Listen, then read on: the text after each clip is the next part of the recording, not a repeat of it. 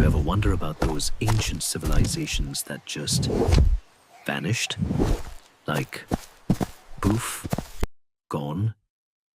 Or maybe not entirely gone, but certainly a shadow of their former glory, leaving behind these monumental husks that whisper tales of forgotten brilliance and perplexing mysteries. We're talking about strange facts, like how they built cities without the wheel, or developed calendars more accurate than anything in Europe at the time, yet seemingly disappeared. How did they achieve such feats? And what truly led to their decline?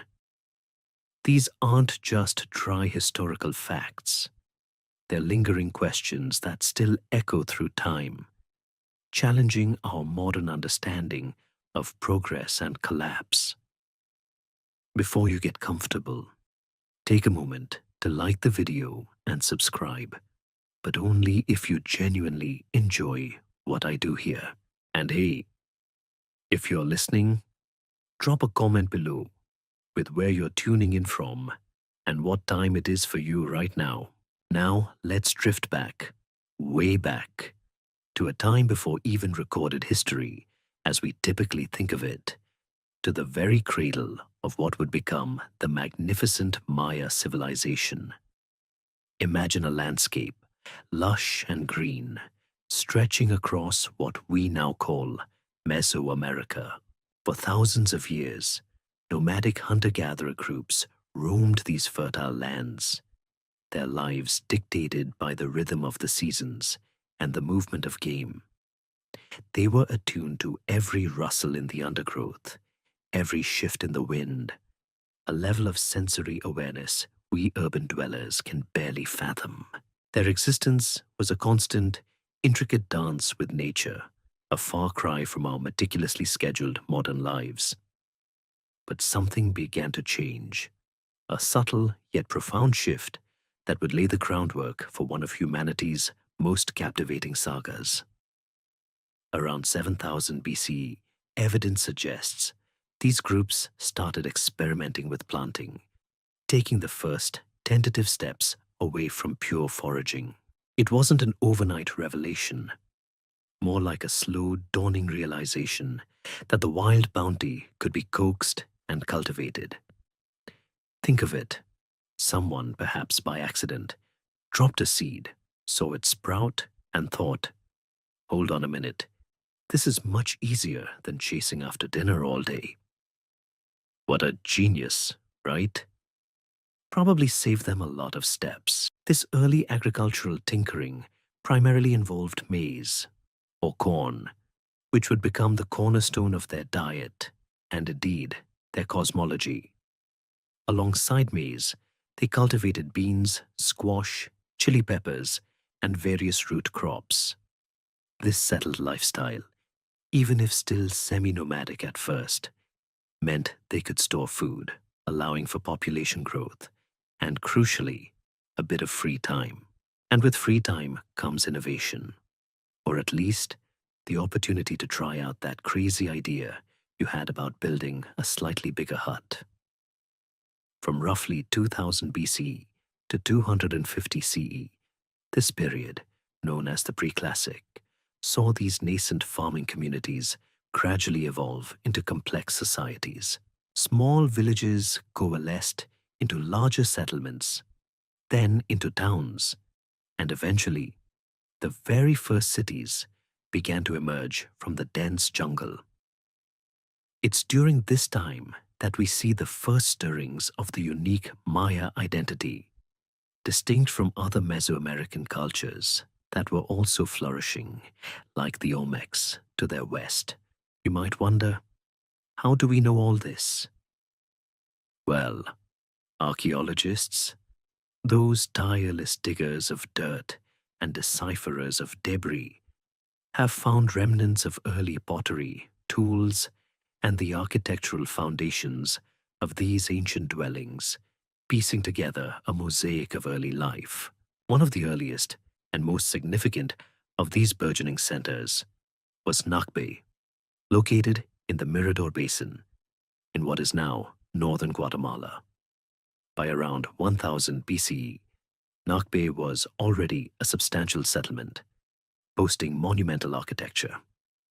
We're talking about massive platforms and temple structures, not quite pyramids yet, but certainly impressive for the time. These aren't just piles of rocks. They represent organized labor, a hierarchical society, and shared beliefs, all the ingredients for a complex civilization. Imagine the sheer effort required to move countless tons of earth and stone without beasts of burden or wheeled vehicles. It's enough to make your back ache just thinking about it. This early monumental construction hints at the religious and political authority that was starting to consolidate in the hands of a few, laying the groundwork for the powerful kings and priests of the later classic period. Then there's the even more astonishing rise of El Mirador, also in the Mirador Basin, which would become one of the largest ancient cities in the world. By the late pre-classic, around 300 BCE to 250 CE, El Mirador was absolutely colossal, covering some 16 square kilometers and supporting an estimated population of over 100,000 people. Its structures were simply enormous. The Ladanta Pyramid, for instance, is one of the largest pyramids by volume in the world, dwarfing even the Great Pyramid of Giza. Can you picture that? A structure so immense, rising out of the jungle, built by people using only stone tools and their sheer will. It's mind-boggling, truly. This early pre-classic period also saw the development of key Maya innovations, rudimentary writing systems, early versions of their intricate calendar, and the beginnings of their distinctive art styles, often featuring monumental stucco masks adorning their pyramids. It's like watching a prototype evolve into a sleek, powerful machine, piece by piece, idea by idea. But what spurred such rapid growth and monumental ambition in these early cities?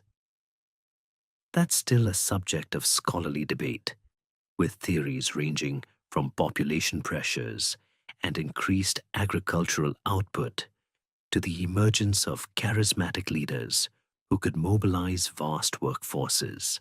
Whatever the precise combination, these early Maya were clearly onto something big, building foundations that would endure for centuries.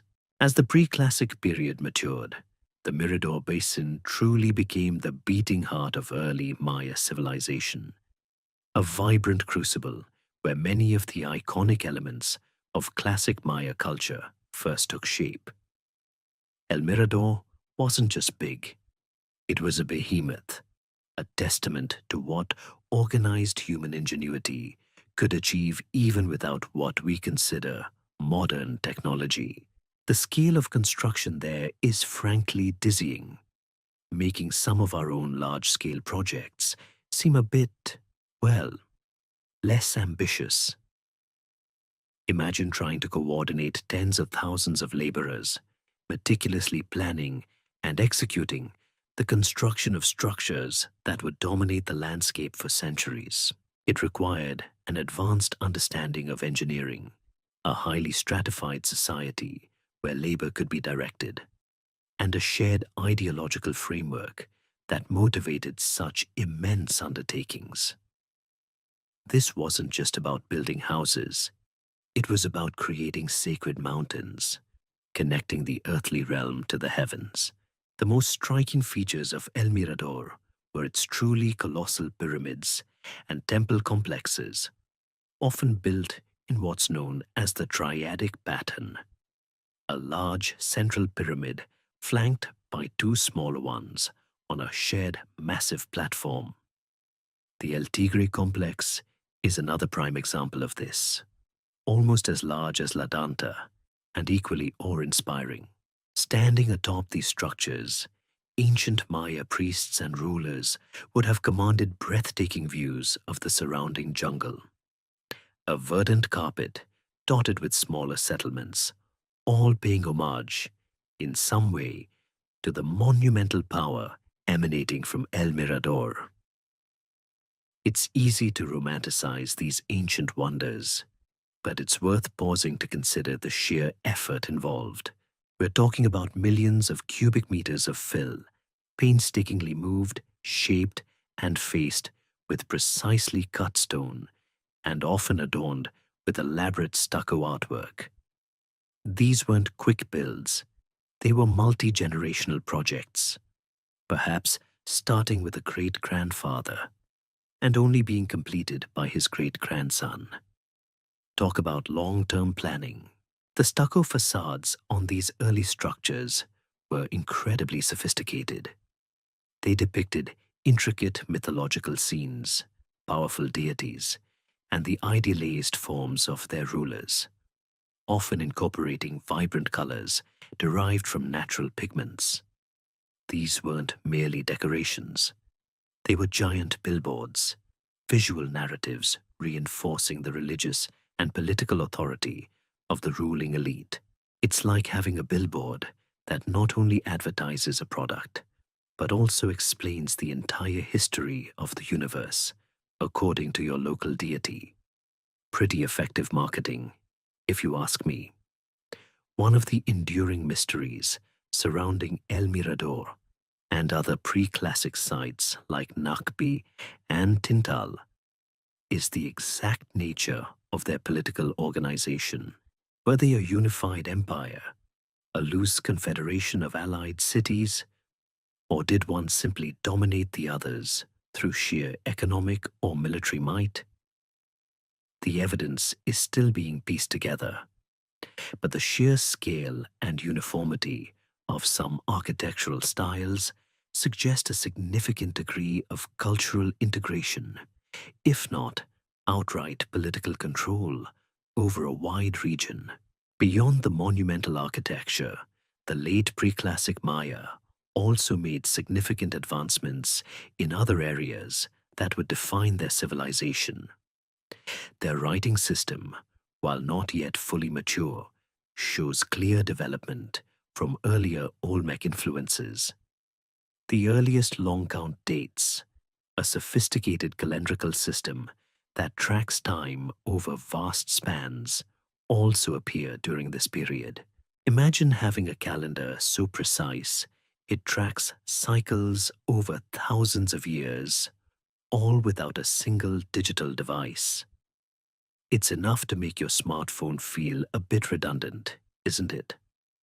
These calendrical and astronomical observations were deeply intertwined with their religious beliefs, guiding agricultural cycles, important ceremonies, and the legitimacy of their rulers. The very concept of time itself was a sacred dance, meticulously charted and observed.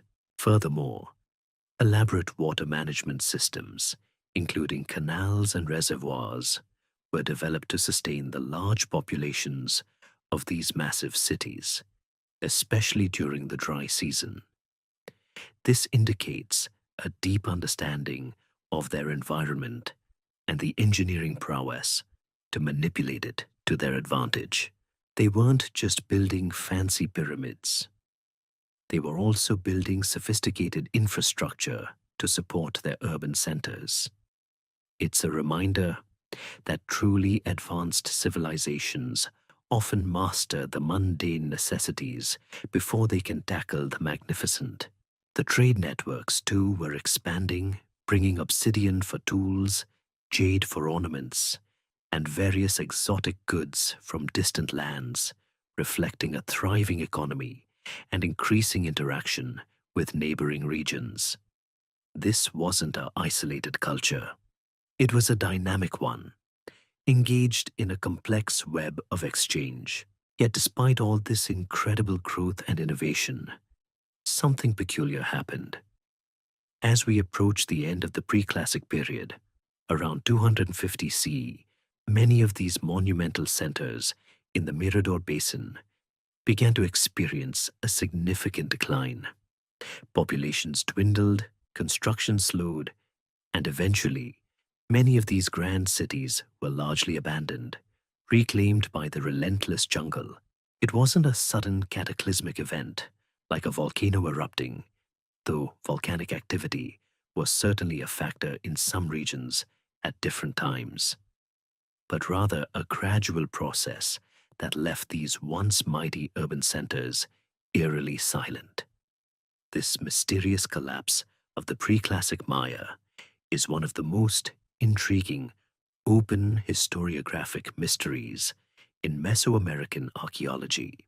Was it internal strife, environmental degradation from overpopulation, prolonged drought, or a shift in trade routes?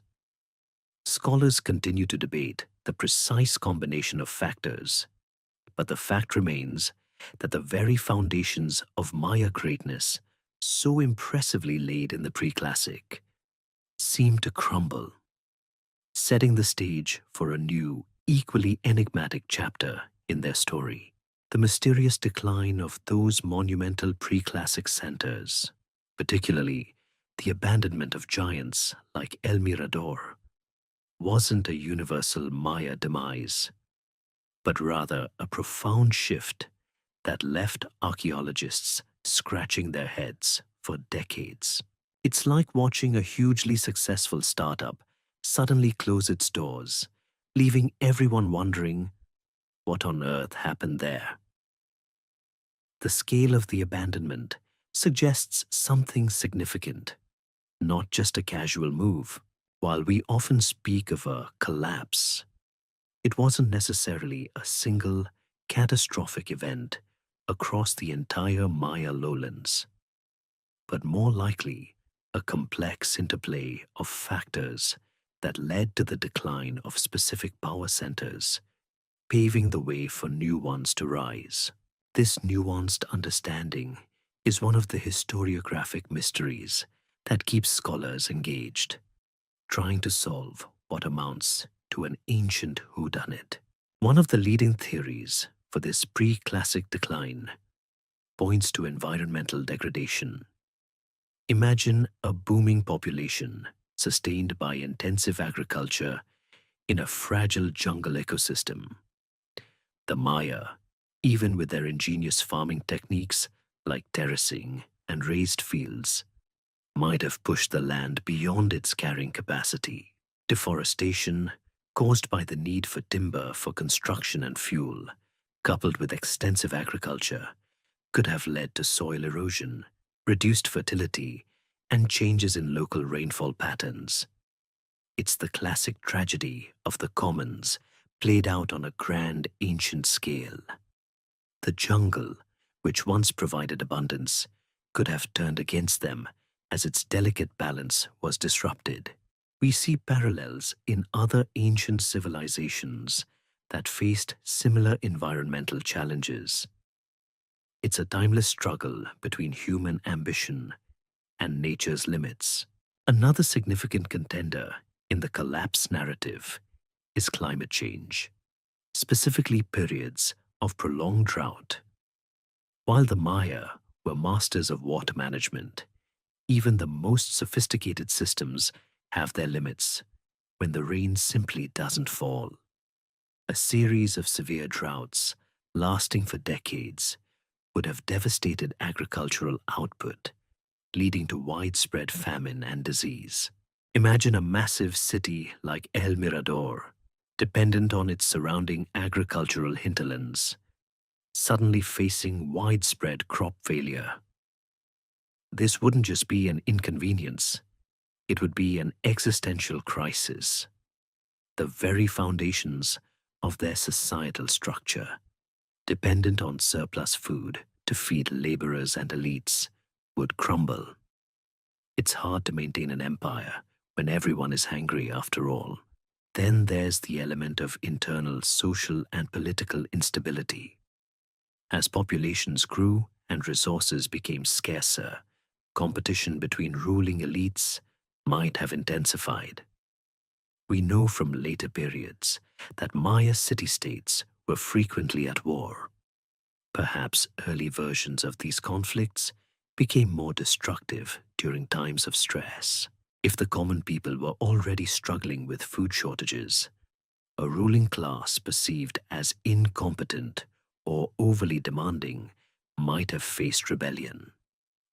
It's plausible that the vast resources poured into monumental construction, like those enormous pyramids, became unsustainable when the economic and environmental foundations began to crack. Spending all your money on a giant statue of yourself when your citizens are starving is rarely a recipe for long-term success. Furthermore, shifts in trade routes could have played a role.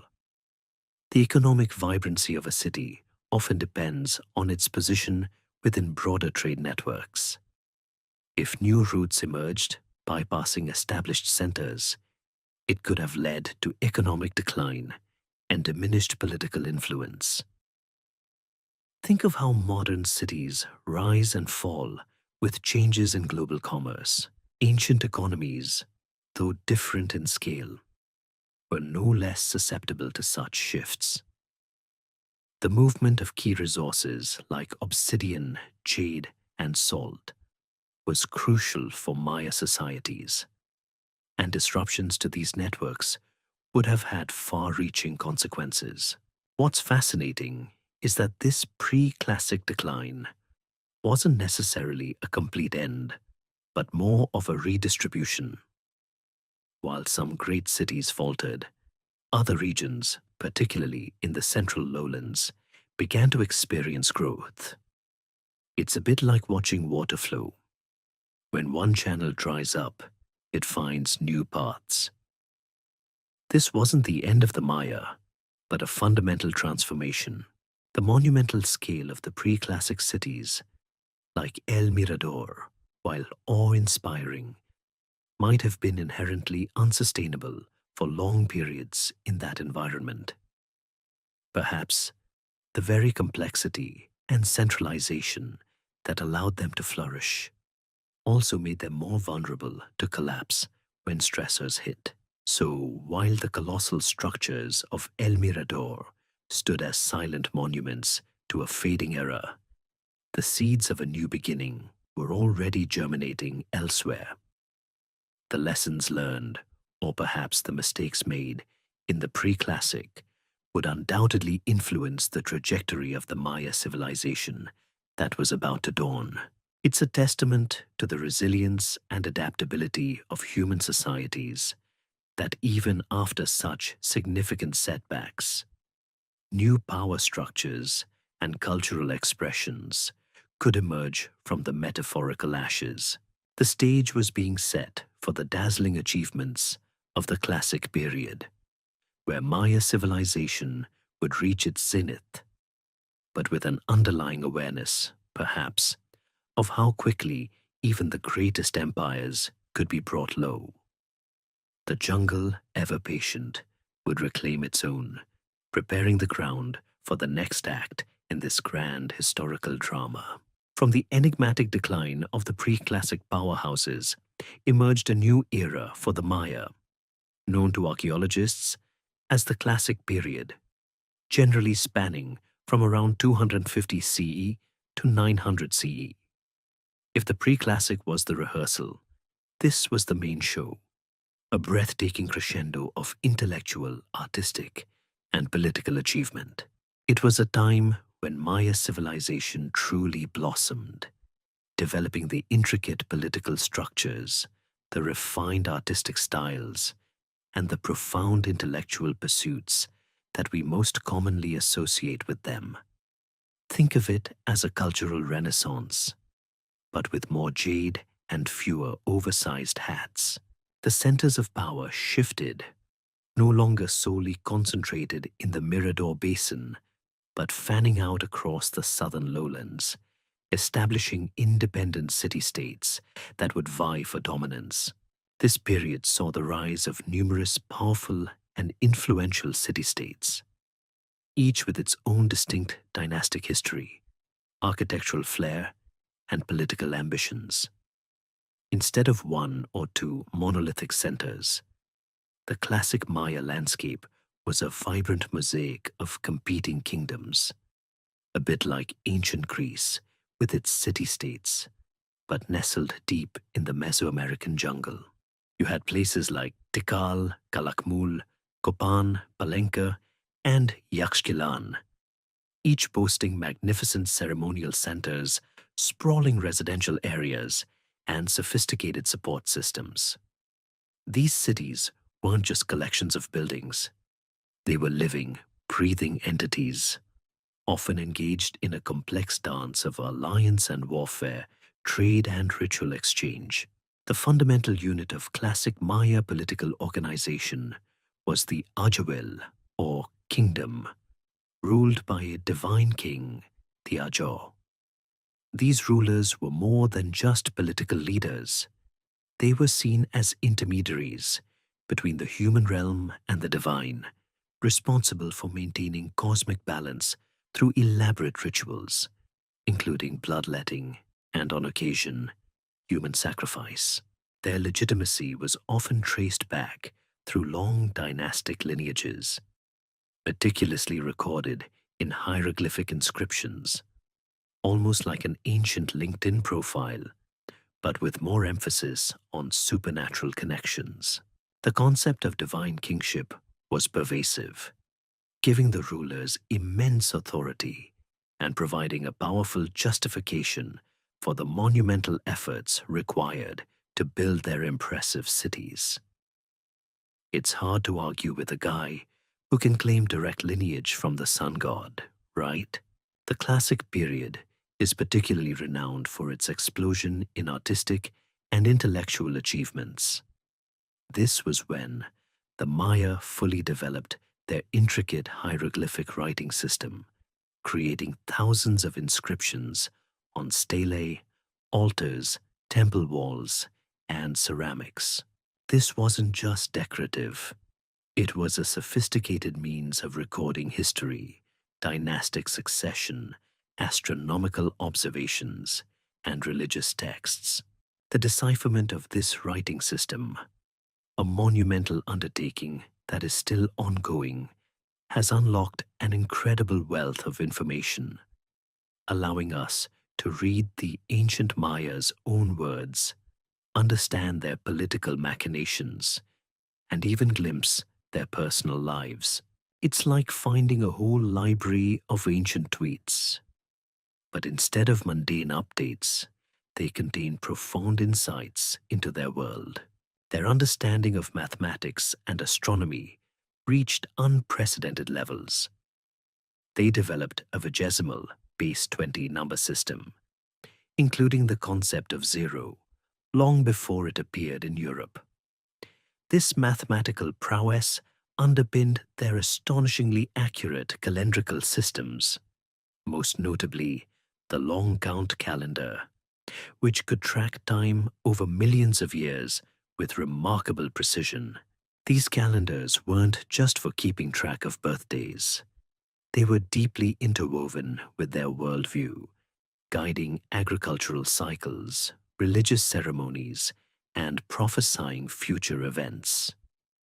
The Maya elite meticulously observed the movements of celestial bodies, predicting eclipses and planetary conjunctions with an accuracy that still amazes modern astronomers. Imagine charting the cosmos with such precision using only naked eye observations and intricate mathematical calculations. This era also saw a remarkable flowering of art and architecture.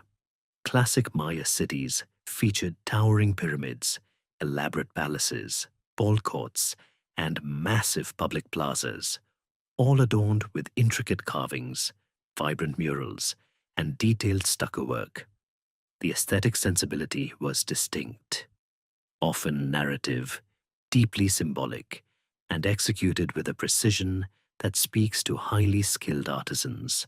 From the delicate jade carvings found in royal tombs to the monumental stone stelae depicting divine kings, Maya art served both aesthetic and ideological purposes, celebrating rulers, glorifying gods, and reinforcing the social order.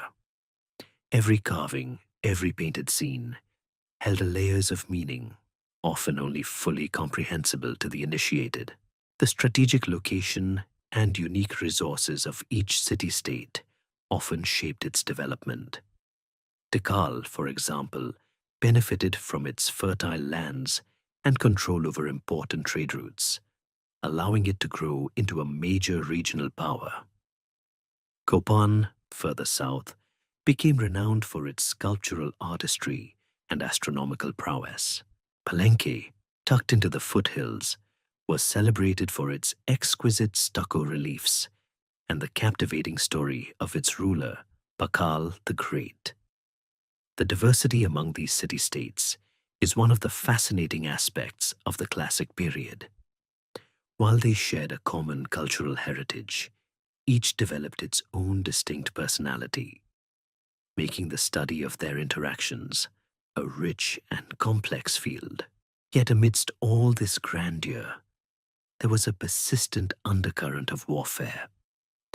The grand narratives on stelae often depict victorious kings standing over vanquished foes, and archaeological evidence points to fortifications and the destruction of rival cities. While some early theories portrayed the Maya as peaceful stargazers, modern understanding reveals a more dynamic and often brutal political landscape. War was not just for conquest, it was also for acquiring captives for sacrifice, demonstrating power, and asserting dominance. This constant state of competition, while perhaps driving innovation in some ways, also laid the groundwork for future instability. The dazzling achievements of the classic period were built on a foundation of both intellectual brilliance and strategic ambition, setting the stage for the dramatic rises and eventual declines that marked this extraordinary era. Among the constellation of classic Maya city-states, Tikal stands as an undisputed titan, a name that reverberates with tales of power, prestige, and monumental achievement. Located in the Petén Basin of what is now northern Guatemala, Tikal emerged as a dominant force in the southern lowlands, its skyline punctuated by soaring temple pyramids that pierced the jungle canopy. For centuries, it was a focal point of classic Maya civilization, a bustling metropolis whose influence stretched far and wide. Imagine a city that, at its peak, housed tens of thousands of people, its central plazas teeming with life, surrounded by structures that, even in ruin, inspire awe.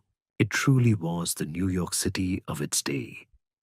If New York City were surrounded by a dense, humid jungle, and its tallest buildings were ancient pyramids, the story of Tikal is largely one of dynastic power and relentless expansion, a narrative painstakingly pieced together from the deciphered hieroglyphic inscriptions that adorn its many monuments.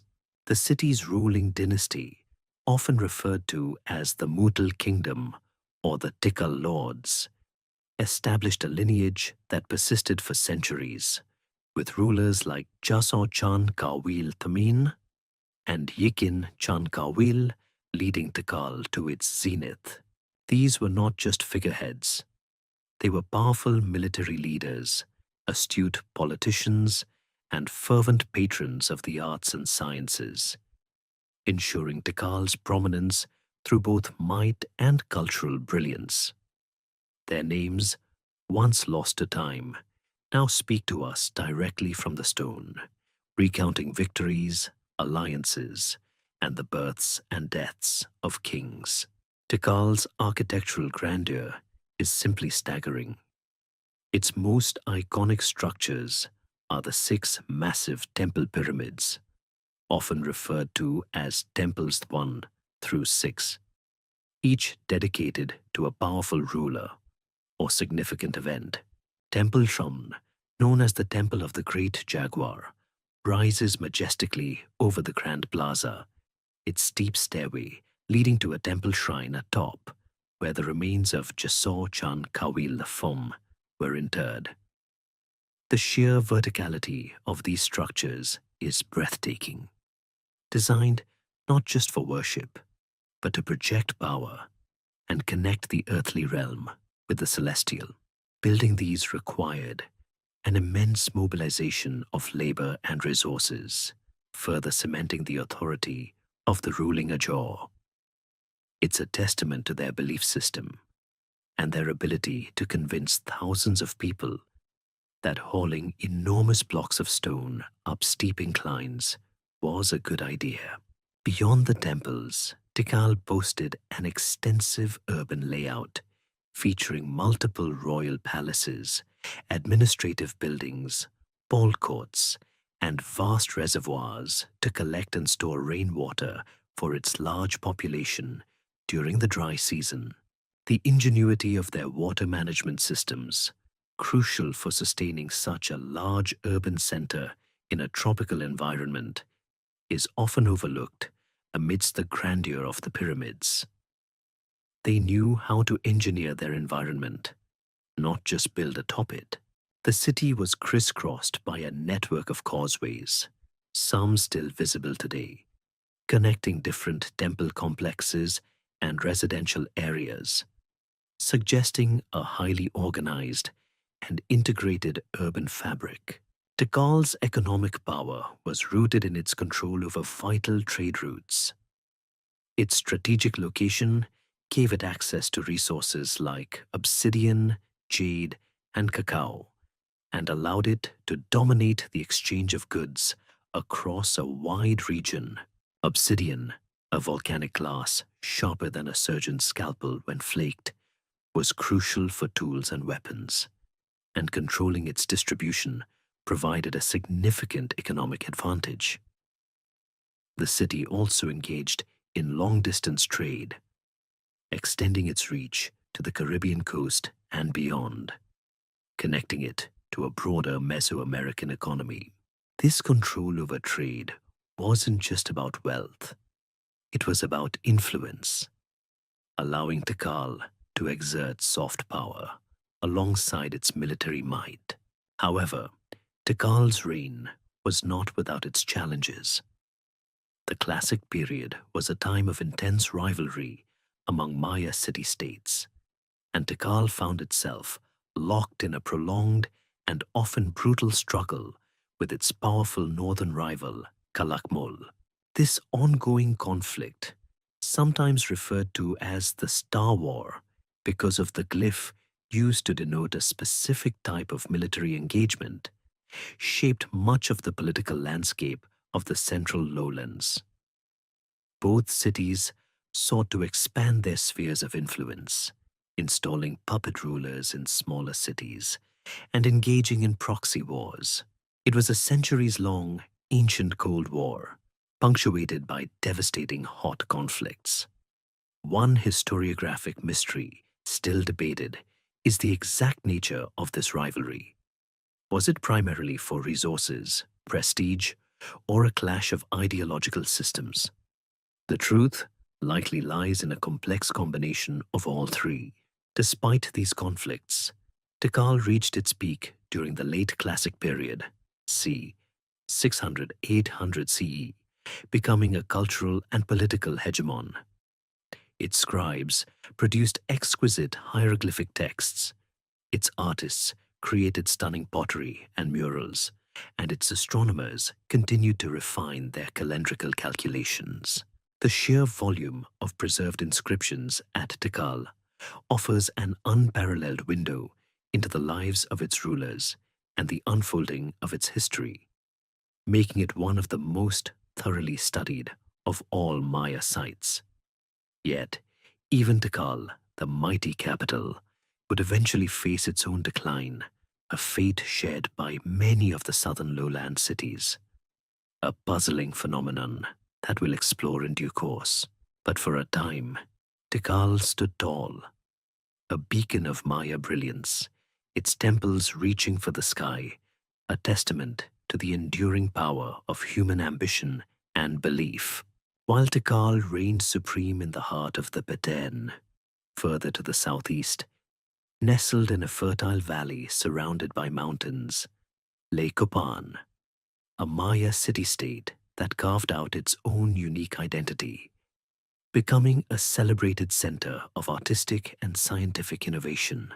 If Tikal was the mighty general, Copan was arguably the brilliant scholar and sculptor of the Maya world, renowned less for sheer territorial conquest and more for its exquisite monumental art and profound intellectual pursuits. Its very setting, more hilly and riverine than the vast flatlands of the central Petén, hints at a different kind of Maya experience, one where fertile land met artistic inspiration. The kings of Copan, particularly the dynasty founded by Kinich Yaks Kukmo, great son Quetzalmacaw, around 426 CE, oversaw a flourishing of sculptural art that is arguably unparalleled in the Maya lowlands. Kinich Yaks Kukmo, a fascinating figure who appears to have arrived from the distant city of Tikal or a related center, established a new political order, integrating local populations with highland influences. This outsider origin story is a captivating historiographic mystery in itself. Did he arrive as a conqueror, a missionary, or was he invited to bring new prestige to the valley? Regardless, his legacy, vividly depicted on Copan's monuments, launched a dynasty that would last for centuries. Copan is perhaps most famous for its stunning stele, monumental carved stone shafts erected in plazas and courtyards. Unlike the often more austere stelae of other sites, Copan's stelae are deeply carved, almost three-dimensional sculptures depicting rulers in elaborate regalia, adorned with intricate symbols and hieroglyphic texts. Each stela is a masterpiece of ancient art, capturing the individual features of the kings and their divine attributes. Walking among them in the great plaza feels like strolling through an open-air gallery of ancient portraits, each figure exuding power and grace. The detail is so fine you can almost feel the texture of their jade jewelry and feathered headdresses, making you wonder just how long it took some ancient artist to chip away at that stone. It's safe to say they weren't paid by the hour. Beyond the stele, Copan's hieroglyphic stairway is another marvel, a grand staircase on the side of structure 26, with over 200 glyphs carved into its risers, forming the longest known Maya inscription. This monumental text recounts the dynastic history of Copan, detailing the reigns and accomplishments of its kings. Imagine reading a history book that's also a grand set of stairs. Deciphering this colossal text has provided invaluable insights into Copan's political history, its relationships with neighboring polities, and the life stories of its rulers. It's a testament to their dedication to recording their past, ensuring their legacy would literally be carved in stone. But Copan wasn't just about art. It was a beacon of scientific inquiry, particularly in the fields of astronomy and calendrics. The city's scribes and priests meticulously observed the heavens, refining the already sophisticated Maya calendar systems. The astronomical group at Copan features structures precisely aligned to observe solstices and equinoxes, crucial for agricultural planning and religious ceremonies. Their mastery of celestial cycles was not merely academic. It was deeply intertwined with their understanding of the cosmos and their rulers' divine legitimacy. The accuracy of their calculations, especially regarding the cycles of Venus and the Moon, continues to impress modern astrophysicists. It makes you think, if they could do that with just their eyes and some clever calculations, what are we really doing with all our fancy telescopes and supercomputers? probably just looking at more cat videos. The Copan River, which once flowed peacefully alongside the main ceremonial center, also played a crucial role in the city's development, providing fertile soil and a means of transportation.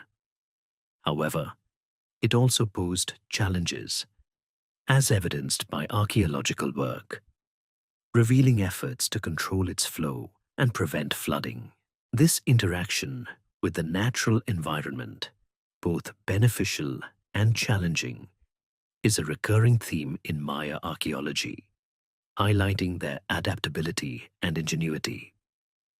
The debate among scholars often revolves around how much environmental factors, like river shifts or resource depletion, contributed to the city's eventual decline. Despite its artistic and intellectual brilliance, Copan, like other Maya city-states, was not immune to the political turbulence of the classic period. It engaged in alliances and rivalries with neighboring kingdoms, particularly Quirigua, a smaller site downstream.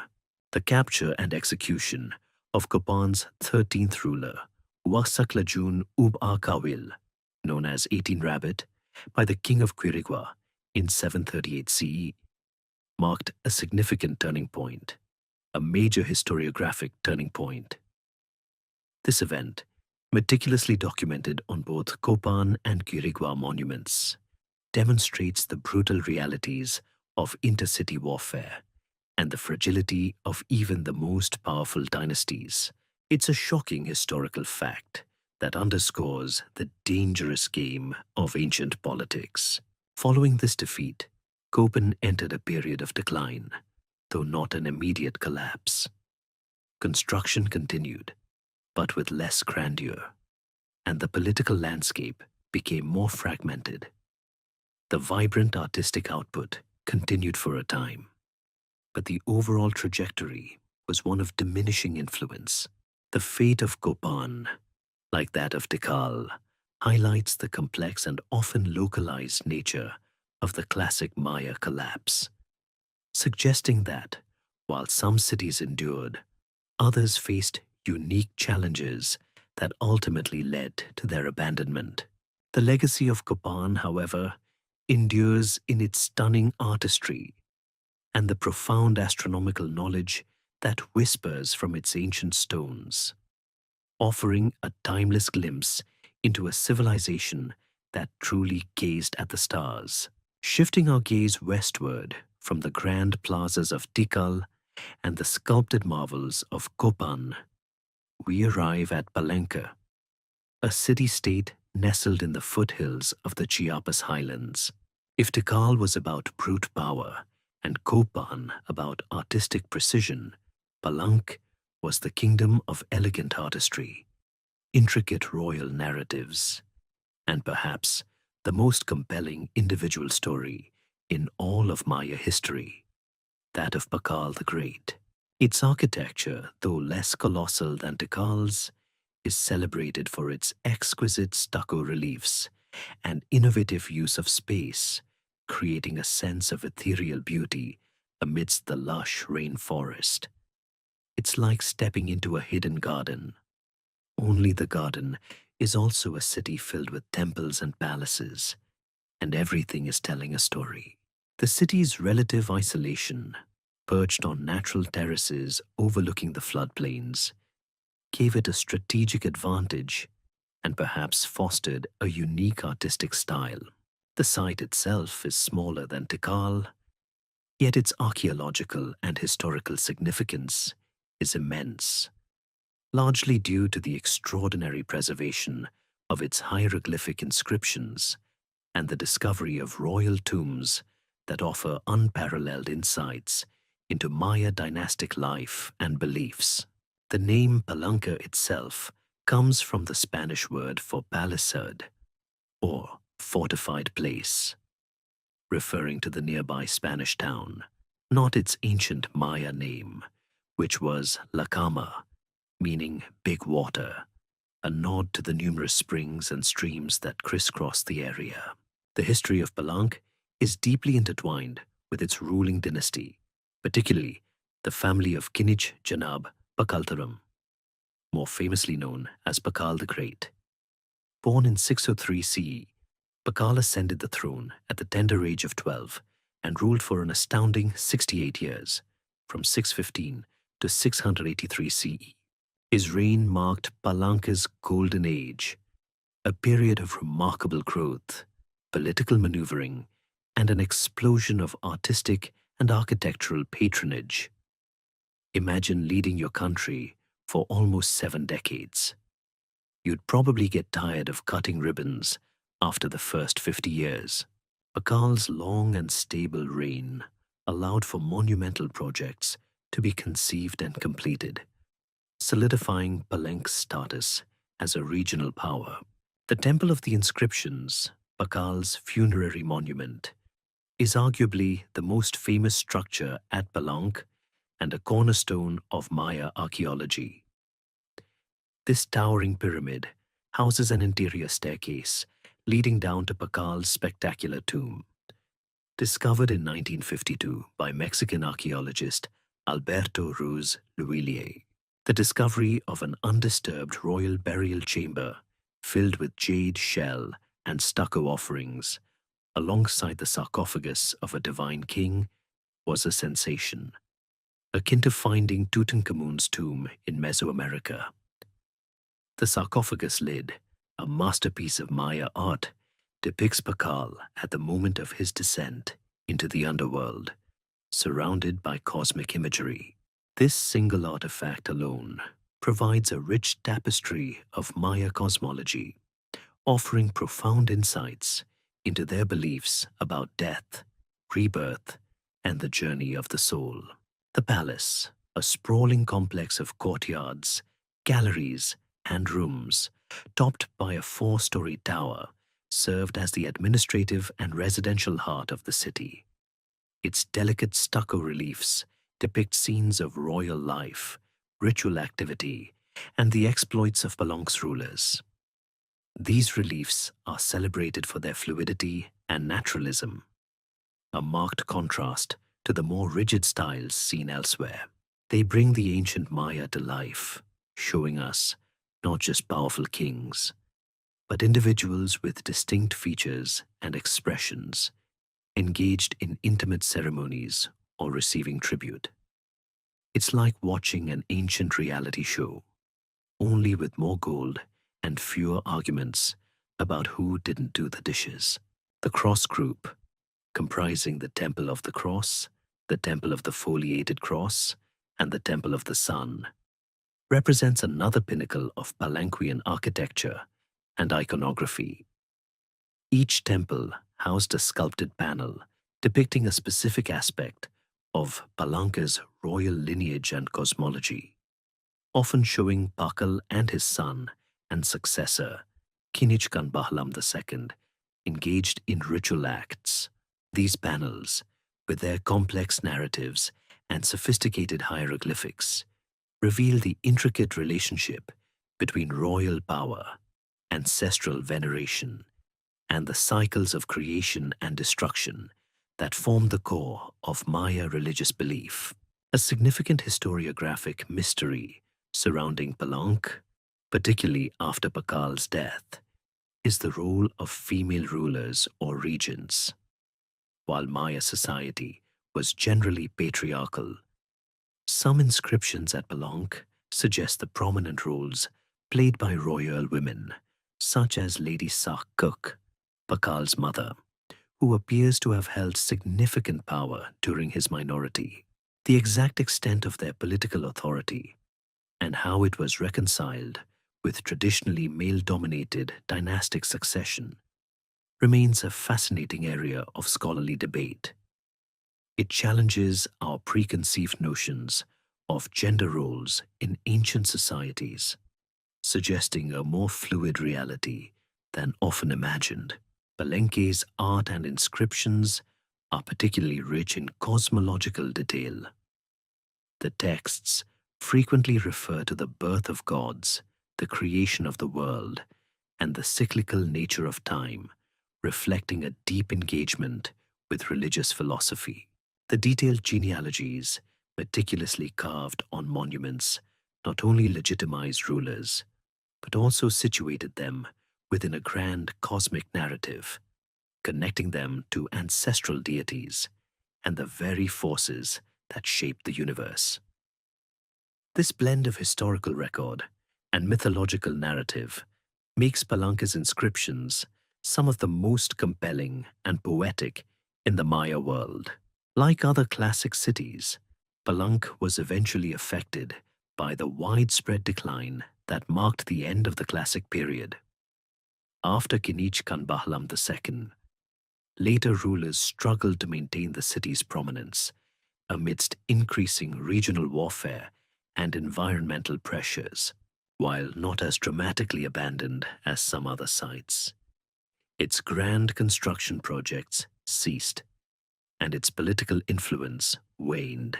Yet the ruins of Palenque, partially swallowed by the jungle, continue to captivate, offering an intimate glimpse into the mind of a powerful dynasty and the vibrant spiritual world of the ancient Maya, a legacy etched in stone and revealed piece by painstaking piece.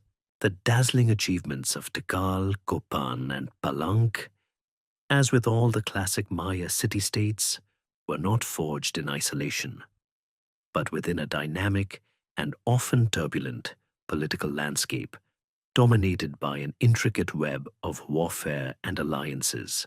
Forget the idea of peaceful, stargazing priests. The Maya elite were shrewd politicians and formidable warriors, constantly maneuvering for power, resources, and prestige. This wasn't some gentle competition.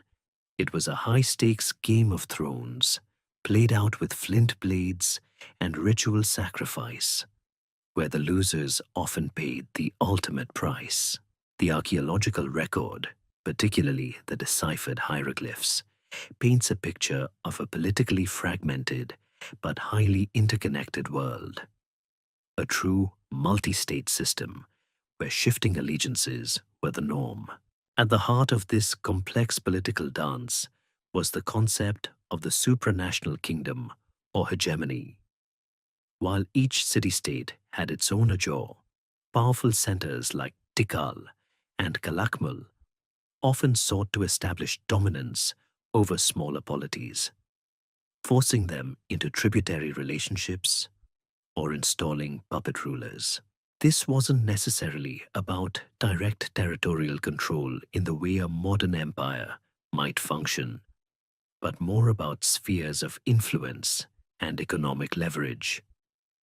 Think of it less like an iron fist and more like a very strong handshake. Sometimes it ended with a broken wrist. These larger powers would enter into elaborate alliances, often cemented by royal marriages, to bolster their positions against rivals. A marriage between royal families was not just a romantic union. It was a binding political contract, ensuring mutual support in times of conflict. The most famous of these ancient rivalries was the protracted struggle between Tikal and Calakmul, a conflict that spanned centuries and profoundly shaped the political map of the classic Maya lowlands, often referred to by scholars as the Star War events, named after a specific glyph that appears in inscriptions to denote major military engagements, resulting in the overthrow of a city's emblem glyph. This wasn't a single battle, but a series of conflicts, shifting alliances, and strategic maneuvers. Calakmul, with its powerful snake dynasty, repeatedly challenged Tikal's hegemony, orchestrating coups in cities allied with Tikal, and even capturing and sacrificing Tikal's rulers at various points. It was the ultimate ancient grudge match, playing out over generations, with each side eager to one-up the other. You can almost imagine the ancient equivalent of sports commentators debating who had the better king's score. Warfare among the Maya was multifaceted, encompassing various objectives. While large-scale territorial conquest for expansion was less common than in some other ancient empires, cities frequently raided one another for captives. These captives, often rival elites or prominent warriors, served multiple purposes. They could be enslaved, ransomed, or most significantly, offered as sacrifices to the gods. The public humiliation and sacrifice of captured kings or nobles were powerful displays of dominance, reinforcing the victor's prestige and weakening the defeated polity, both politically and spiritually. It was a terrifying form of psychological warfare, ensuring that everyone knew who was boss. Beyond raiding for captives, wars were also fought to disrupt trade routes, seize valuable resources, or impose tributary obligations.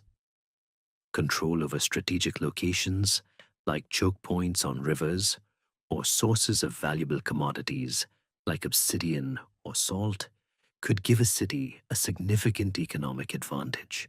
The shifting fortunes of cities, like Yachilan and Piedras Negras, often depicted on their stelae, illustrate how control over key riverine trade routes contributed to their rise and fall. This economic dimension of warfare underscores that even in ancient times, the pursuit of wealth and resources was a powerful motivator for conflict. The archaeological evidence for warfare is extensive. We find defensive structures like palisades and moats around some cities, iconographic depictions of warriors and battles on stelae and murals, and the presence of weapons like spears, atlatls, spear throwers, and obsidian-edged clubs. The scale of some conflicts could be substantial, involving multiple cities and lasting for prolonged periods. One open historiographic mystery centers on the frequency and intensity of these wars.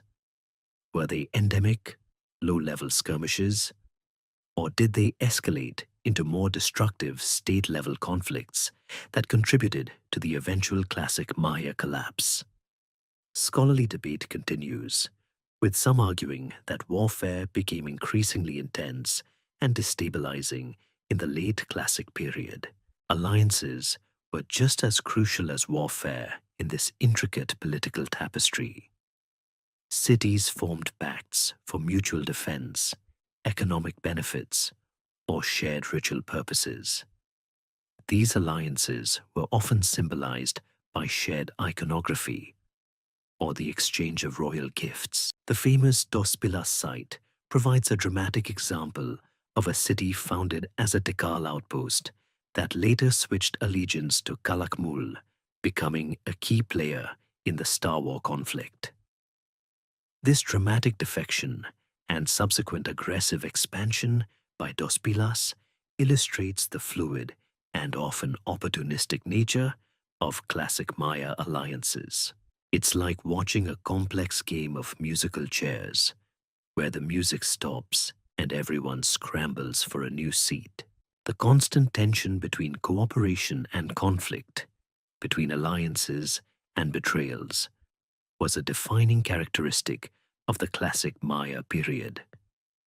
This dynamic political environment, while leading to periods of astonishing creativity and achievement, also contained the seeds of its own eventual decline. The resources poured into warfare, the instability caused by shifting allegiances, and the destruction wrought by conflict undoubtedly contributed to the pressures that would eventually lead many of the great southern lowland cities to falter. The grandeur of the classic Maya was built upon a foundation of both intellectual prowess and brutal political reality, a stark reminder that even the most brilliant civilizations are ultimately shaped by the human condition. At the very apex of this vibrant and often volatile Maya world stood the Maya kings, or Ajors, figures of immense power, divine authority, and heavy responsibility. These were not merely hereditary chiefs. They were the living embodiment of their city-states, the conduits between the human and supernatural realms. Their role was multifaceted, encompassing political leadership, military command, religious stewardship, and the patronage of art and scholarship. To truly grasp the classic Maya, one must understand the absolute centrality of their divine rulers. It was less like a modern president and more like a pharaoh, a pope, and a general, all rolled into one very elaborately adorned package. The concept of divine rule was the bedrock of Maya kingship. Ajors traced their lineage back to mythical ancestors, often gods or heroic figures who emerged from primordial waters or sacred mountains. This divine ancestry legitimized their right to rule and imbued them with sacred power. They were seen as direct descendants of the gods, specially chosen to interpret omens, commune with the ancestors, and ensure the cosmic order. This wasn't just a fancy title. It was a deeply held belief that underpinned the entire social and political structure. Imagine trying to argue with someone who claims their great-great-great-grandpa was literally a deity. Hard to win that debate, isn't it? The public performance of rituals was paramount to the Ajor's role. These ceremonies, often involving elaborate costumes, music, dance, and profound acts of self-sacrifice, bloodletting, were designed to maintain the favor of the gods, ensure bountiful harvests, and secure military victories. The king, as the chief ritualist, would pierce his tongue or penis with a stingray spine or obsidian blade, offering his own blood as a precious commodity to nourish the gods and open portals to the spirit world. These were not private affairs. They were public spectacles demonstrating the king's piety and his direct connection to the divine. It was a visceral reminder of the sacrifices required to maintain universal harmony. Though I'm pretty sure most modern politicians would rather just send a strongly worded tweet. A crucial aspect of Maya kingship was the performance of the ball game, a ritual sport played in eye-shaped courts found in nearly every Maya city. While undoubtedly a form of entertainment, the ball game was deeply symbolic, reenacting mythological narratives of creation and conflict. Kings often participated, and the game could carry profound political and religious significance, sometimes culminating in the sacrifice of the losing team, or, more likely, high-ranking captives. The outcome of a ball game could reflect the fate of a city-state, making it far more than just a casual sporting event. The Ajor was also the chief military commander. Glyphic inscriptions frequently depict kings in warrior regalia, leading their armies into battle, overseeing the capture of enemies, and celebrating victories. Their ability to secure captives for sacrifice and tribute for their city was a critical measure of their success and strength. The constant cycle of warfare, as we discussed, was not just about territory, but about prestige, resources, and the legitimization of the ruler through martial prowess. A king who consistently lost battles would quickly find his divine mandate questioned, likely leading to a rather unpleasant early retirement, often involving an obsidian blade. The construction of monumental architecture was another key responsibility of the Ajor. Pyramids, temples, palaces, and ball courts were not just buildings. They were physical manifestations of the king's power, wealth, and connection to the divine. Each new structure, particularly the construction of a funerary pyramid, served to immortalize the king and his dynasty. These projects required immense resources and labor, demonstrating the Ajah's ability to mobilize and control his populace. The sheer scale of these buildings, like those at Tikal or El Mirador, speaks volumes about the power wielded by these ancient monarchs. A persistent historiographic mystery surrounds the succession patterns in some Maya cities, particularly during periods of political instability. While patrilineal descent was generally the norm, there are instances where brothers, or even powerful queens, appear to have held the throne, or where multiple claims to the throne led to internal conflict. The specific rules and exceptions to dynastic succession are still being debated by epigraphers and archaeologists, highlighting the nuanced and sometimes unpredictable nature of royal power. It's not always as simple as the eldest son inherits. The king was also the central figure in the intricate patronage system. Scribes, sculptors, painters, and astronomers worked under royal sponsorship, creating the magnificent art and intellectual works that define the classic period. This royal patronage ensured the continued development of Maya intellectual and artistic traditions, allowing for the creation of masterpieces like the stucco reliefs of Palenque or the detailed stele of Copan. It was a symbiotic relationship. The artists produced works that glorified the king, and the king provided the resources and protection necessary for their craft. The life of a Maya Ajah was one of constant public performance and heavy expectation. From birth, their destiny was tied to the fate of their city. Their rituals, their battles, their building projects, all were designed to ensure prosperity and maintain order in a complex and often unpredictable world. When cities like Tikal and Copan ultimately faced their decline, it was not merely an economic or environmental collapse, but also a crisis of kingship, a shattering of the divine mandate that had sustained these powerful dynasties for centuries. The end of the classic period would see the gradual erosion of this powerful institution, leaving behind grand but silent testaments to the extraordinary lives of the Maya kings. Beyond the towering pyramids and the powerful kings, the very heartbeat of Maya civilization lay in its profound and intricate understanding of cosmology and the calendar. This wasn't just about telling time. It was about understanding the very fabric of existence, the cyclical nature of the universe, and humanity's place within it. For the Maya, time was not a linear progression, but a series of interconnected cycles, each imbued with its own divine forces and destined to repeat.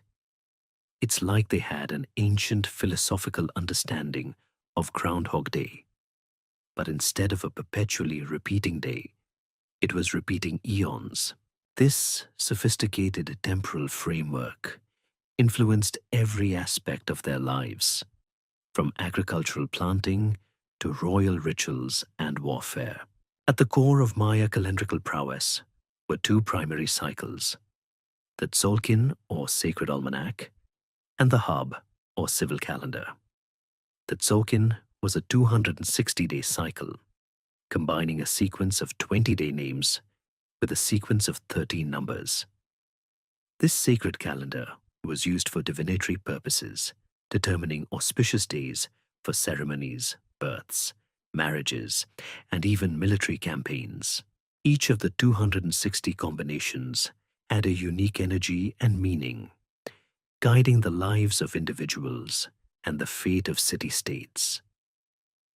Imagine having a personal horoscope, not just for your birthday, but for every single day of your life, meticulously calculated by a high priest. The Hab was a 365-day solar calendar, very similar to our own, consisting of 18 months of 20 days each, plus a final short month of 5 ominous unlucky days called the Wayeb. This calendar tracked the agricultural year, dictating planting and harvesting seasons. When combined, the Tzolk'in and Hab formed a calendar round of 52 years, after which the same-day names and numbers would repeat. This 52-year cycle was a significant period, often marked by special ceremonies, as it represented a completion and renewal of time. It's akin to our century mark, but with a lot more emphasis on cosmic destiny. However, the Maya's true mathematical and astronomical genius shines through in the long count calendar. Unlike the cyclical calendar round, the long count was a linear, continuous count of days from a mythical starting point in the distant past, equivalent to August 11th, 3114 BC in our Gregorian calendar. This allowed them to record events with unprecedented historical precision, placing them within a vast cosmic timeline. The long count dates are expressed as a series of 5 numbers, representing cycles of days, months of 20 days, years of 360 days, Katuns, 20 years, and Baktuns, 400 years. This system required a sophisticated understanding of positional notation, including the concept of zero, which they developed independently and applied systematically centuries before its widespread use in Europe. Yes, they had zero before Europe did. Let that sink in for a moment. They weren't just counting. They were doing advanced math. Their mastery of the long count and other cycles was possible due to their advanced astronomical observations.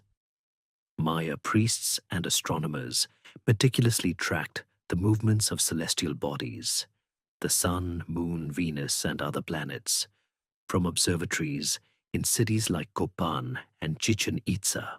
They developed incredibly accurate tables for predicting solar and lunar eclipses and the cycles of Venus, which held particular significance in their cosmology, often associated with warfare and the underworld. The Dresden Codex, one of the few surviving Maya books, contains extensive astronomical tables and eclipse warnings, demonstrating their profound knowledge.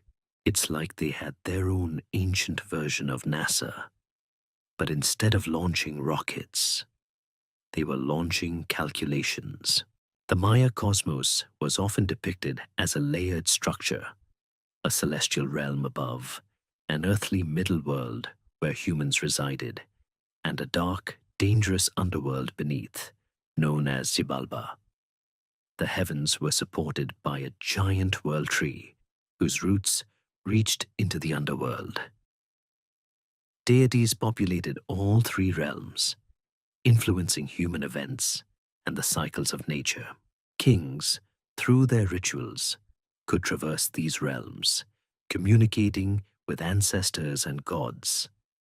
This multi-layered cosmology provided a framework for understanding everything from the changing seasons to the rise and fall of dynasties. A fascinating, open historiographic mystery related to their calendrical system is the supposed end of the world prophecy associated with the end of the 13th Baktun, December 21st, 2012. This was wildly misinterpreted by modern popular culture. For the ancient Maya, the completion of a Baktun was not an apocalypse, but a moment of renewal and celebration, a significant marker in a much larger cyclical system. It was seen as a profound cosmic reset, not a final destruction. The confusion highlights how easily complex ancient belief systems can be distorted when viewed through a modern, often sensationalist lens.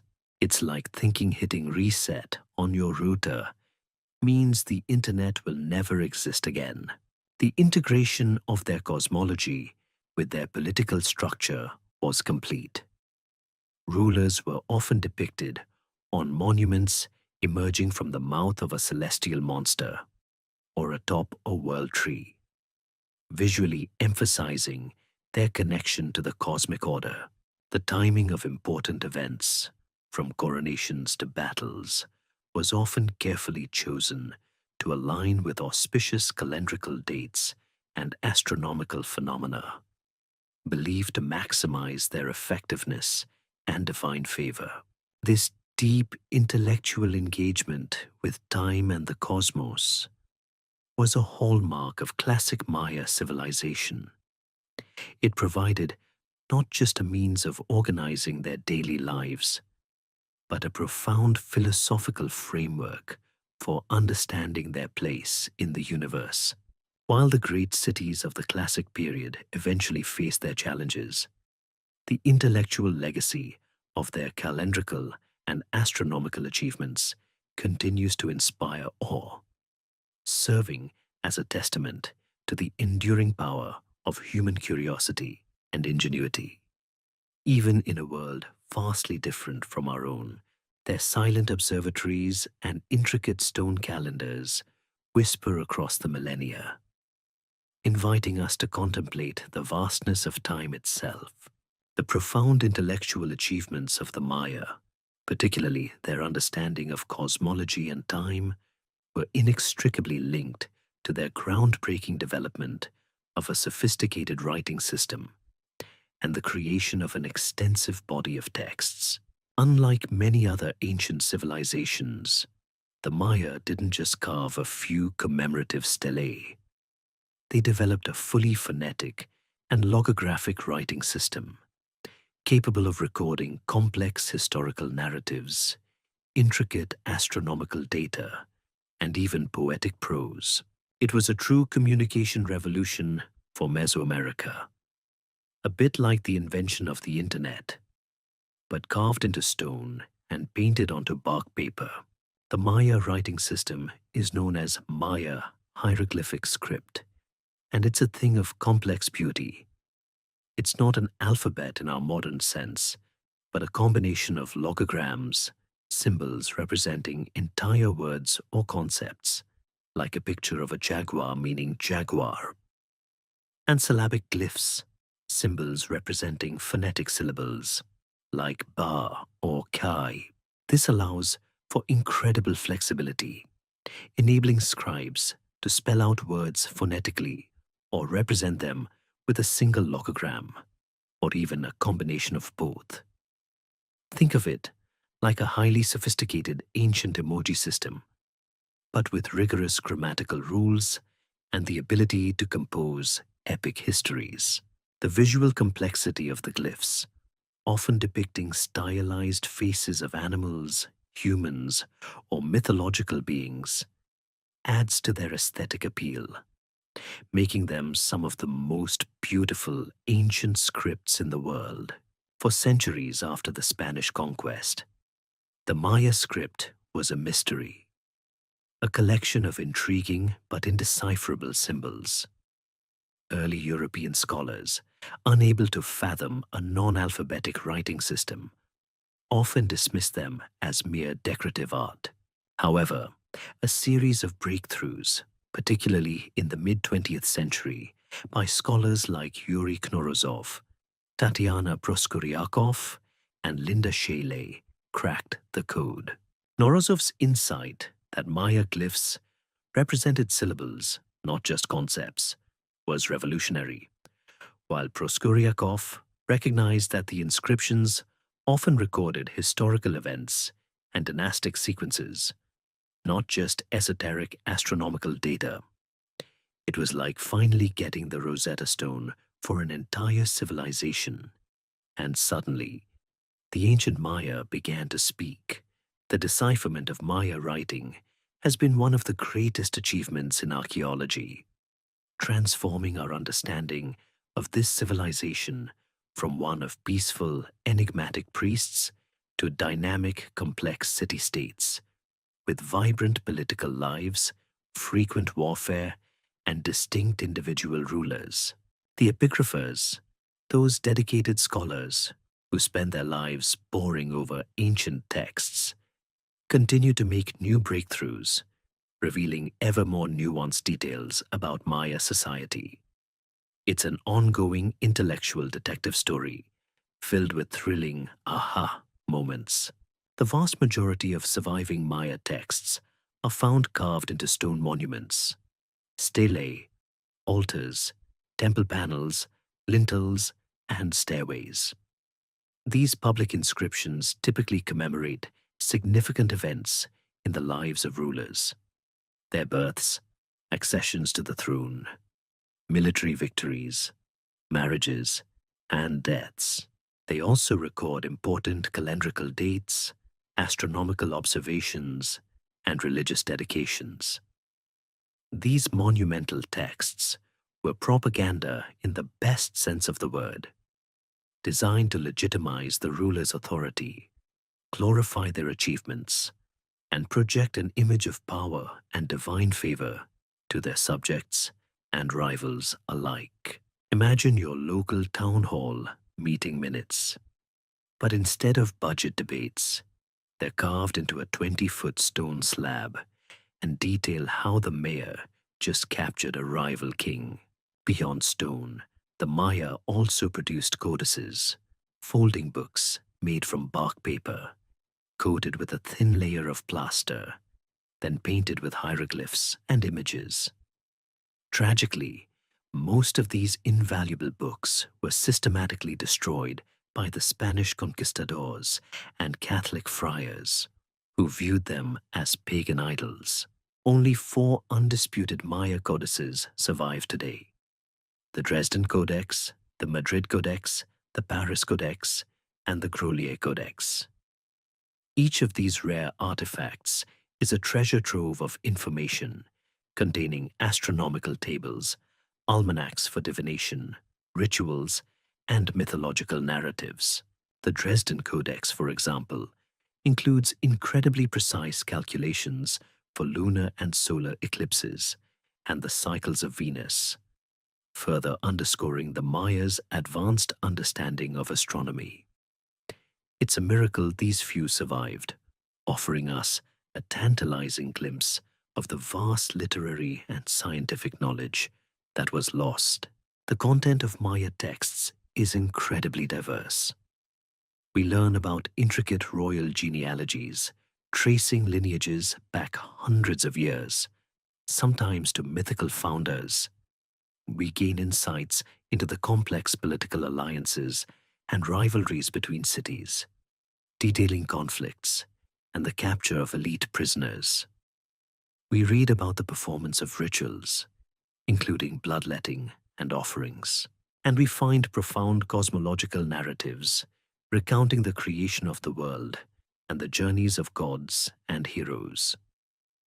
One fascinating aspect, still an open historiographic mystery, is the extent to which these texts reflect subjective royal propaganda versus objective historical record. While clearly designed to glorify rulers, they also contain enough consistency and cross-referencing between sites to be considered broadly reliable historical sources, albeit from a royal perspective. It's like reading a king's autobiography. Probably a lot of self-congratulation, but still plenty of truth buried within. The role of the scribe in Maya society was highly esteemed. Scribes, often members of the royal family or elite, were educated in specialized schools, mastering the complex writing system and calendrical calculations. They were artists, scholars, and record keepers, vital to the functioning of the state and the perpetuation of religious knowledge. Their tools included finely made brushes, ink from carbon black, and vibrant pigments. Their skill allowed the Maya to leave behind a written legacy that, despite immense destruction, continues to speak to us across the millennia, offering a direct voice from a world long past. The ability to read these ancient voices brings the past alive in a way few other archaeological discoveries can match. Woven into the very fabric of Maya society, underpinning their cosmology, kingship, and daily life, was a rich and intricate system of religion and ritual. This wasn't merely a set of beliefs, it was a living, breathing aspect of their existence, influencing everything from the planting of crops to the waging of war. For the Maya, the world was alive with sacred power, permeated by a pantheon of gods and goddesses who governed the forces of nature, the cycles of time, and the fate of humanity. It's like living in a world where every sunrise is a divine act and every storm a celestial message. The Maya pantheon was vast and complex, populated by a diverse array of deities, many of whom had multiple aspects or manifestations. There was Itzamna, the creator god, often depicted as a celestial bird or a reptilian creature, associated with writing, medicine, and the heavens. Kinichahau, the sun god, was a powerful and benevolent force, while Ixchel, the moon goddess, presided over childbirth, weaving, and medicine.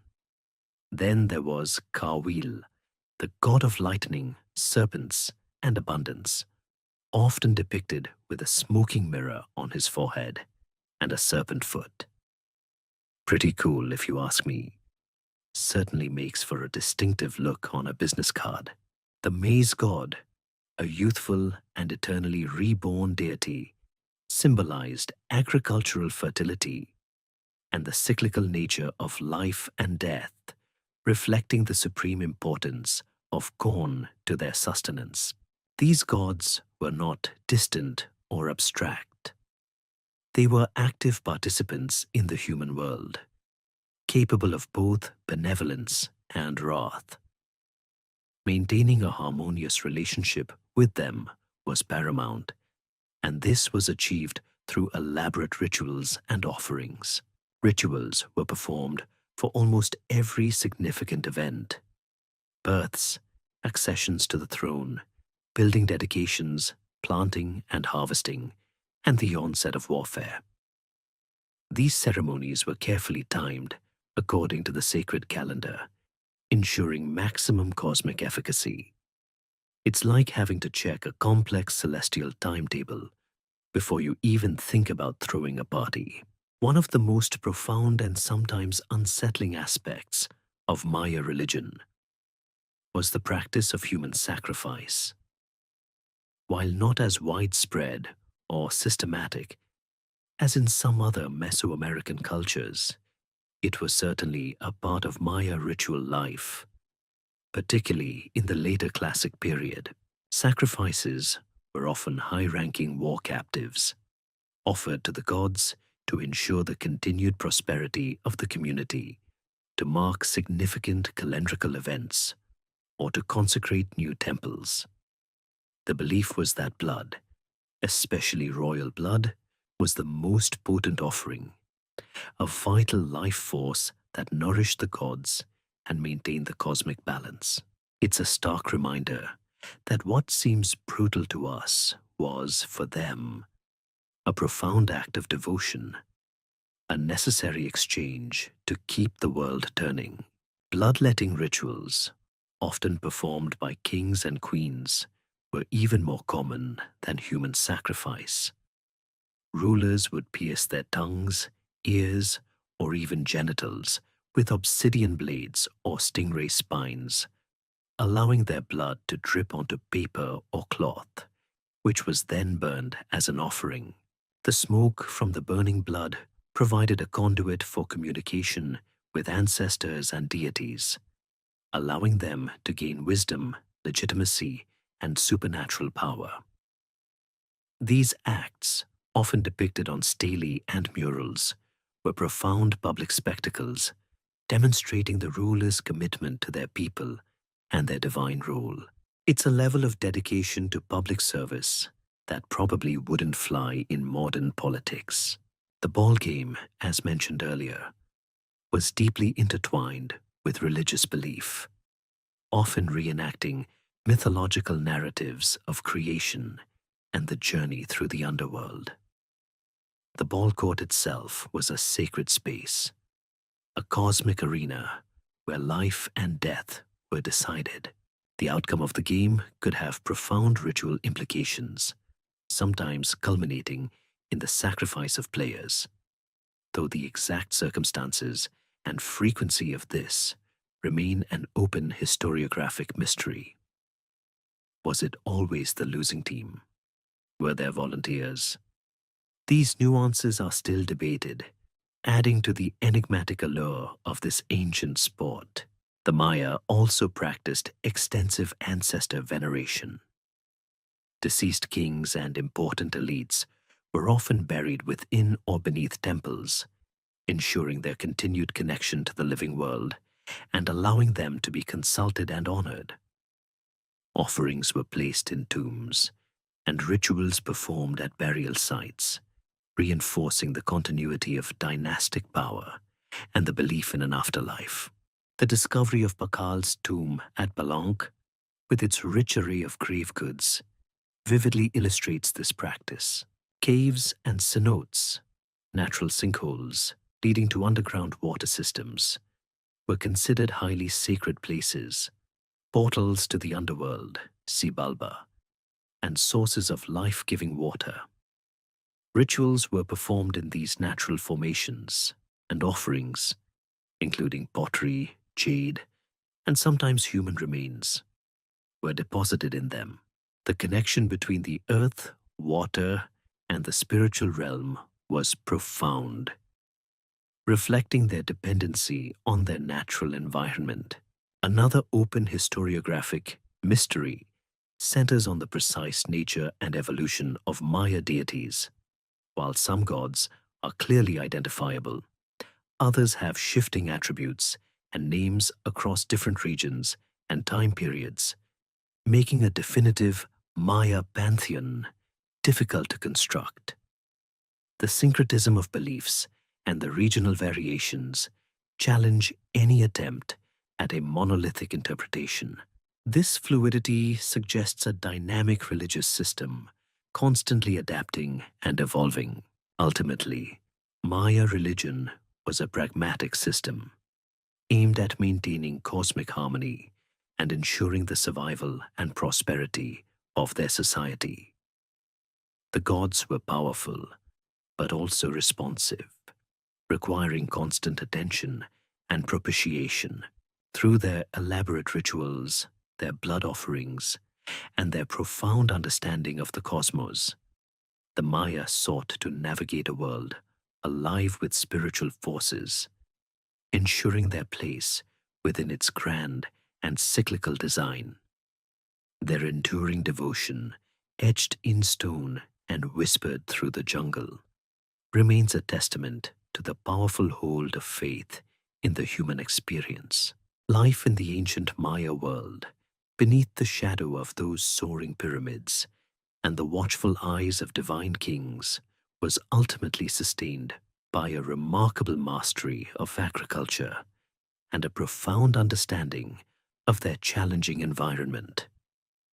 The dense tropical rainforests of the Maya lowlands, while seemingly lush, presented unique challenges for large-scale sustained agriculture. Yet the Maya developed ingenious and sophisticated farming techniques that allowed them to feed millions, enabling the very rise of their complex urban societies. It wasn't just about planting seeds, it was about engineering the very landscape. At the heart of their agricultural success was maize, corn, which wasn't just a food source, but a sacred gift from the gods, deeply embedded in their cosmology. Alongside maize, they cultivated beans, squash, chili peppers, cacao, and various root crops. This diverse array provided a balanced diet, essential for supporting dense populations. Imagine a daily menu where corn was the staple, but jazzed up with fresh beans, savory squash, and a kick from chili peppers. Sounds pretty good, actually.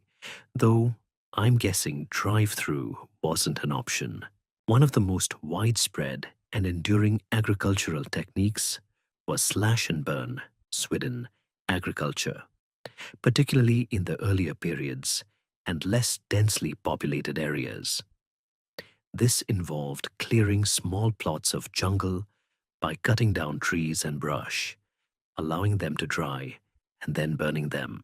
The ash enriched the soil, providing nutrients for a few growing seasons before the plot was left fallow to regenerate. While seemingly primitive, it was an effective method for small-scale farming. However, as populations grew, this method became less sustainable, requiring ever larger areas of land and longer fallow periods, putting immense pressure on the forest. This became a significant environmental consideration. As their cities grew, the Maya developed more intensive and innovative methods.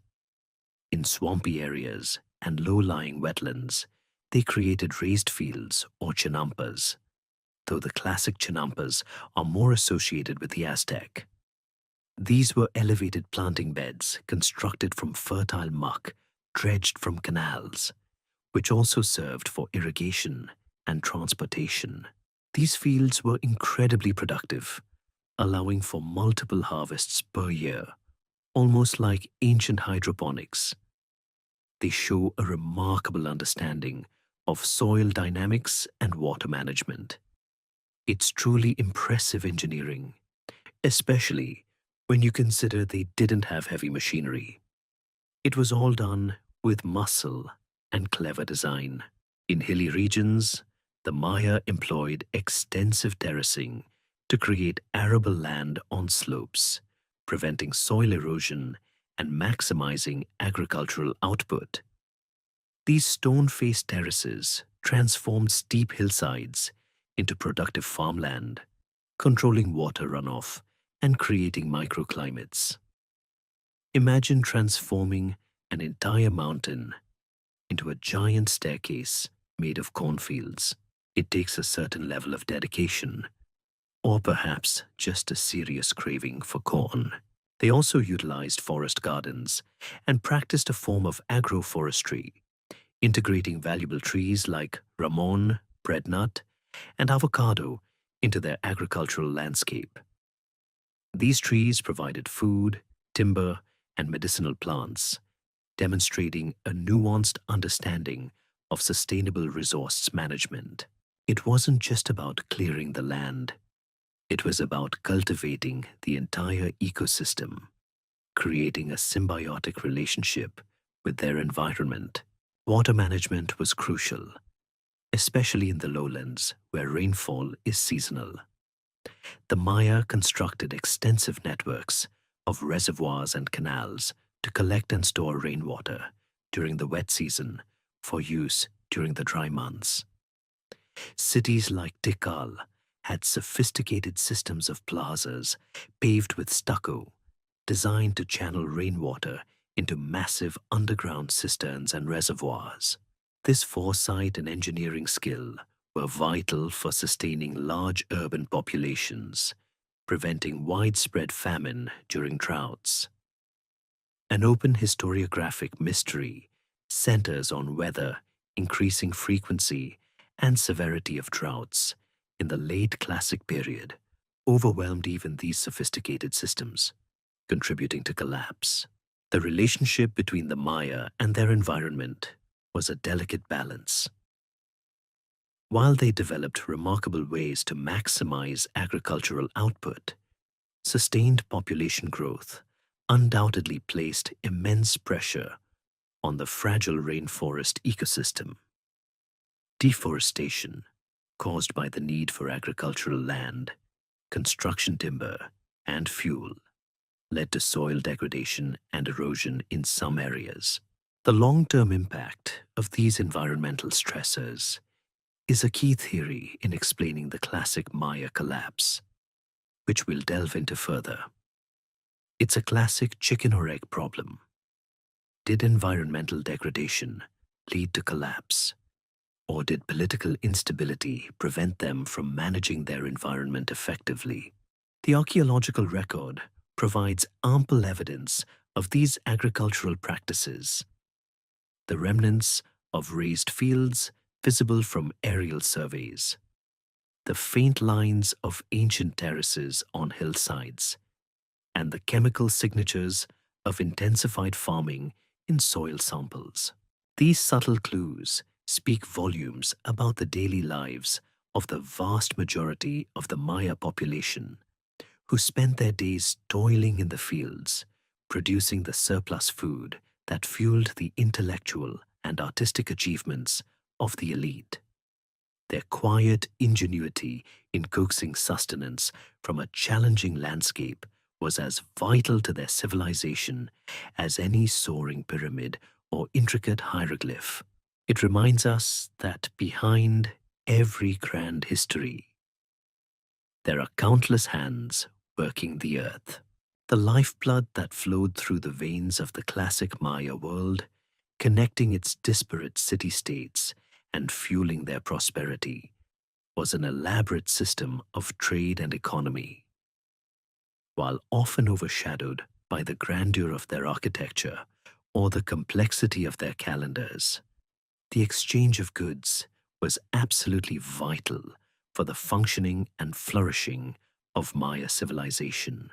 This wasn't just about local bartering, it was a sophisticated network of regional and long-distance commerce that moved goods across vast swathes of Mesoamerica, linking distant highlands with fertile lowlands. Imagine an ancient Amazon, but with canoes instead of drones, and jade instead of, well, everything. The Maya economy was primarily based on agriculture, with surplus food production, especially maize, beans, and squash, forming the foundational wealth of a community. However, no single city-state possessed all the essential resources. This inherent dependency spurred trade, driving the movement of both raw materials and finished luxury goods. The lowland cities needed obsidian for tools and weapons, which was primarily sourced from highland volcanic regions. They craved jade, a highly prized green stone for ornaments and ritual objects, also found in highland riverbeds. Salt, a basic necessity for human and animal life, was extracted from coastal areas and inland salt springs. Cacao, the source of chocolate, was a valuable commodity used as a currency in some areas and as a ceremonial drink for the elite. It's like a giant ancient shopping list, but instead of milk and bread, it's obsidian and jade. Trade routes were diverse, utilizing both land and riverine networks. Major rivers, like the Usumacinta and Passion, served as vital arteries, allowing goods to be transported by canoe, linking inland cities with coastal trading centers. Overland routes, though more arduous, connected different ecological zones, facilitating the exchange of highland products for lowland specialties.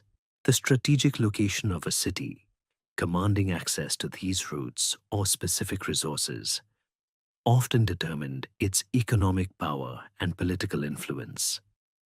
Think of how port cities thrive today. The same principles applied in the ancient Maya world.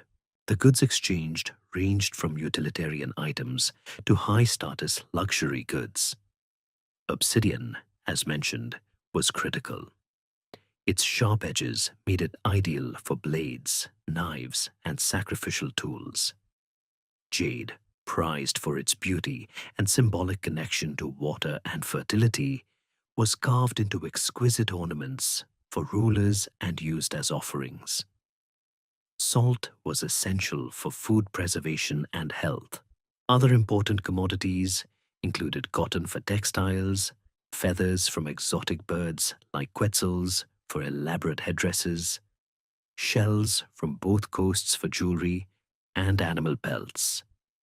The trade in these high-value, low-bulk luxury items formed a significant part of the elite economy, often controlled by ruling families.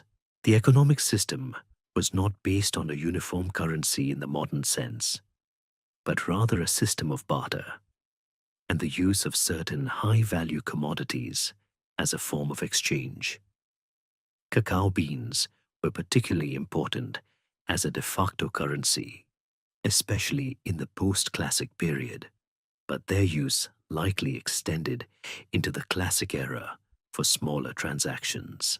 Cotton cloaks and crafted obsidian blades also held inherent value and could be exchanged for other goods.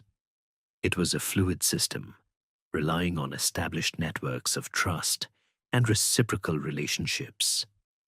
Imagine trying to buy a house with a pile of cocoa beans. Definitely makes you appreciate modern banking. Control over trade networks could be a source of immense power and conflict. Cities like Naranjo and Caracol, which was a rival of Naranjo, often depicted as a victor in their conflicts, were strategically positioned along key routes, vying for dominance. The Star War events, previously mentioned between Tikal and Calakmul, were not just about political supremacy, but often involved disrupting the rivals' economic lifelines. An open historiographic mystery centers on the precise mechanisms of trade control. How much was centrally organized by the state versus driven by independent merchants?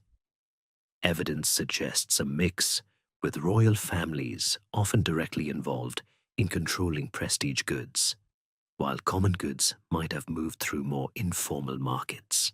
Archaeological evidence for trade is abundant, though sometimes subtle. The presence of non-local materials at a site, obsidian from a distant volcano, jade from a specific highland source, or seashells from a particular coast, provides direct evidence of ancient exchange networks. The distribution of specific pottery styles or architectural motifs across different regions also hints at cultural and economic interaction. For example, the presence of Teotihuacan-style artifacts at Tikal suggests a significant, though debated, economic and cultural link with the powerful central Mexican metropolis. The flourishing of trade meant that Maya cities were not isolated islands.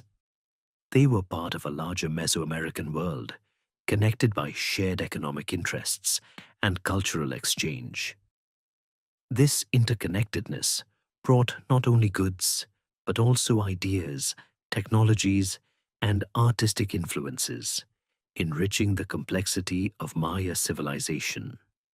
However, this reliance on trade also meant vulnerability. Disruptions to trade routes due to warfare, political instability, or the decline of key supplier regions could have had cascading effects, contributing to the broader pressures that led to the eventual classic Maya collapse. The intricate dance of supply and demand, the constant movement of goods and ideas, was as fundamental to their story as any stone calendar. As we journey through the ancient Maya world, our eyes are inevitably drawn to the majestic architecture and sophisticated urbanism that define their city-states. These weren't just random clusters of buildings. They were meticulously planned, sacred landscapes, reflecting a profound understanding of cosmology, social hierarchy, and engineering. The Maya transformed their jungle environment into monumental expressions of their power and belief, creating urban centers that were both functional cities and grand ceremonial stages. It's like they built their entire worldview into the very stones of their cities, a three-dimensional map of their universe. The most iconic elements of Maya architecture are, without a doubt, the pyramids.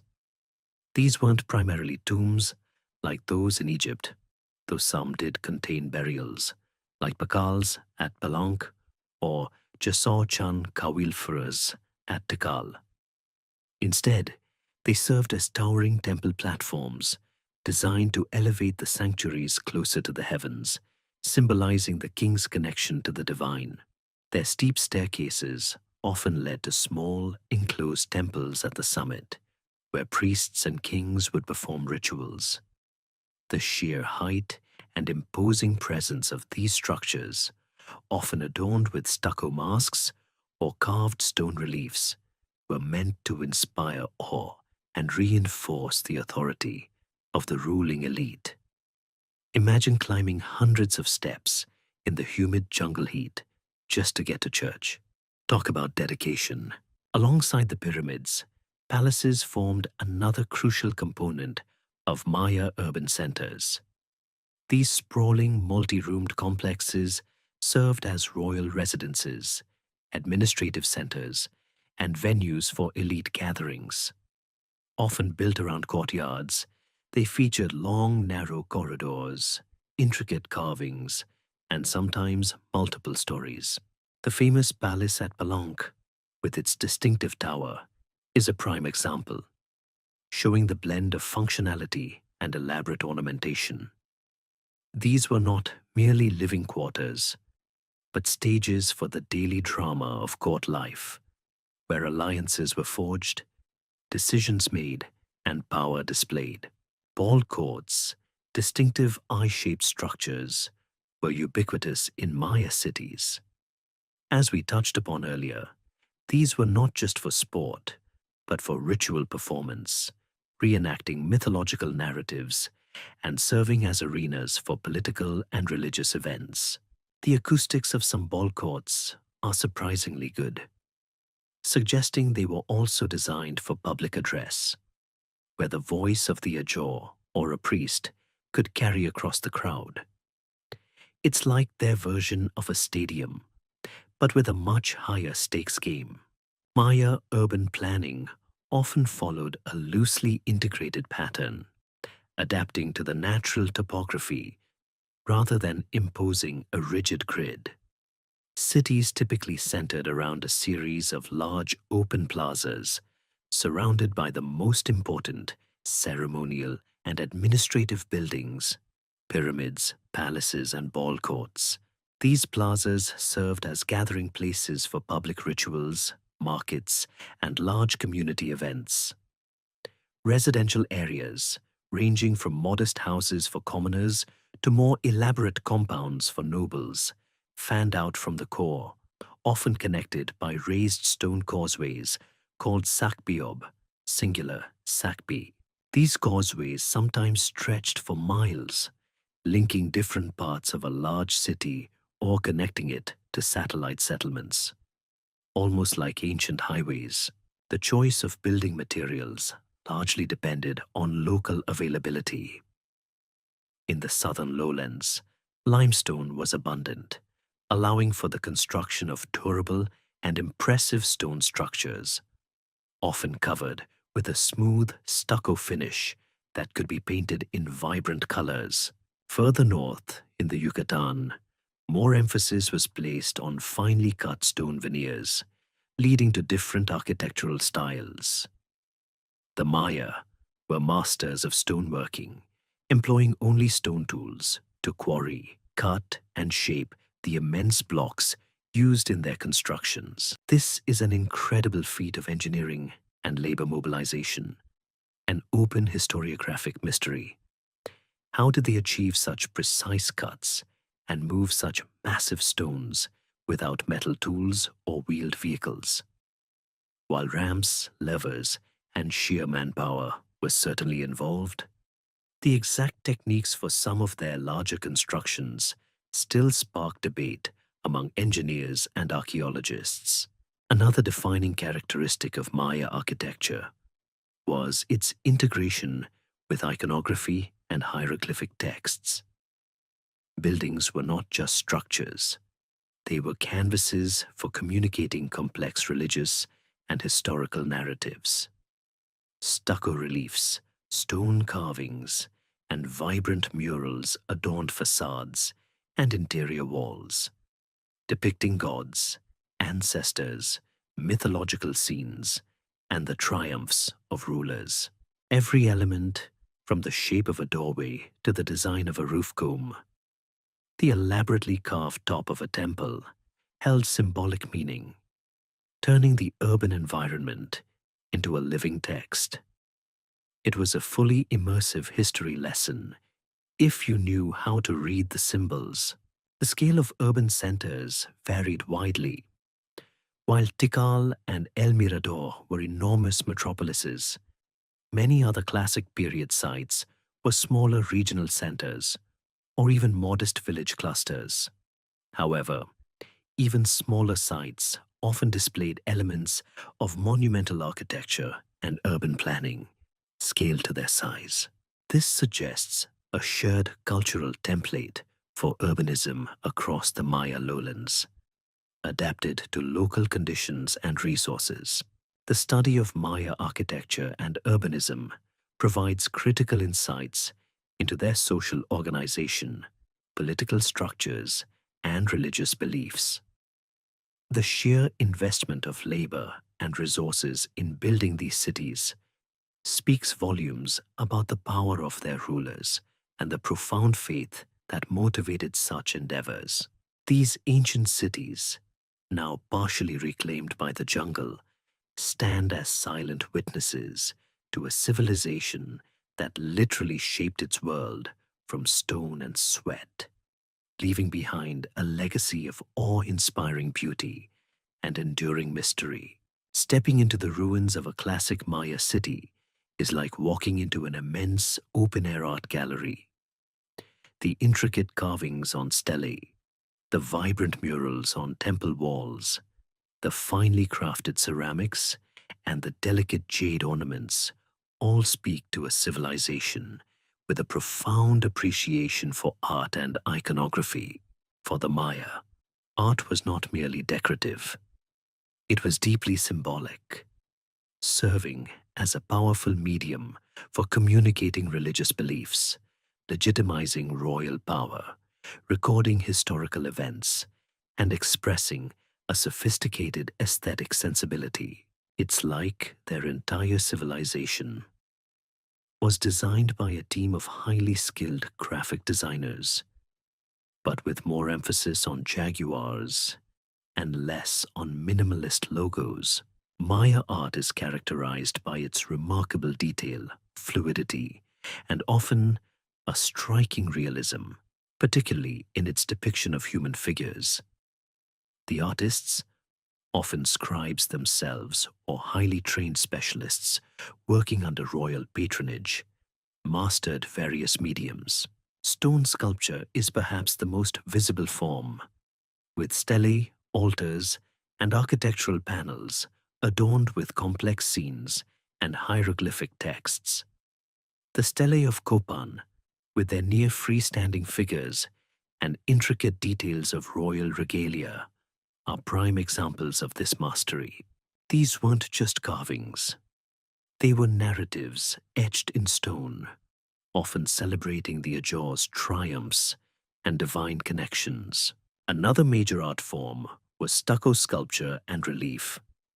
Used extensively at sites like Palenque, stucco, a lime-based plaster, allowed artists to create remarkably fluid and expressive forms that were then painted in vivid colors.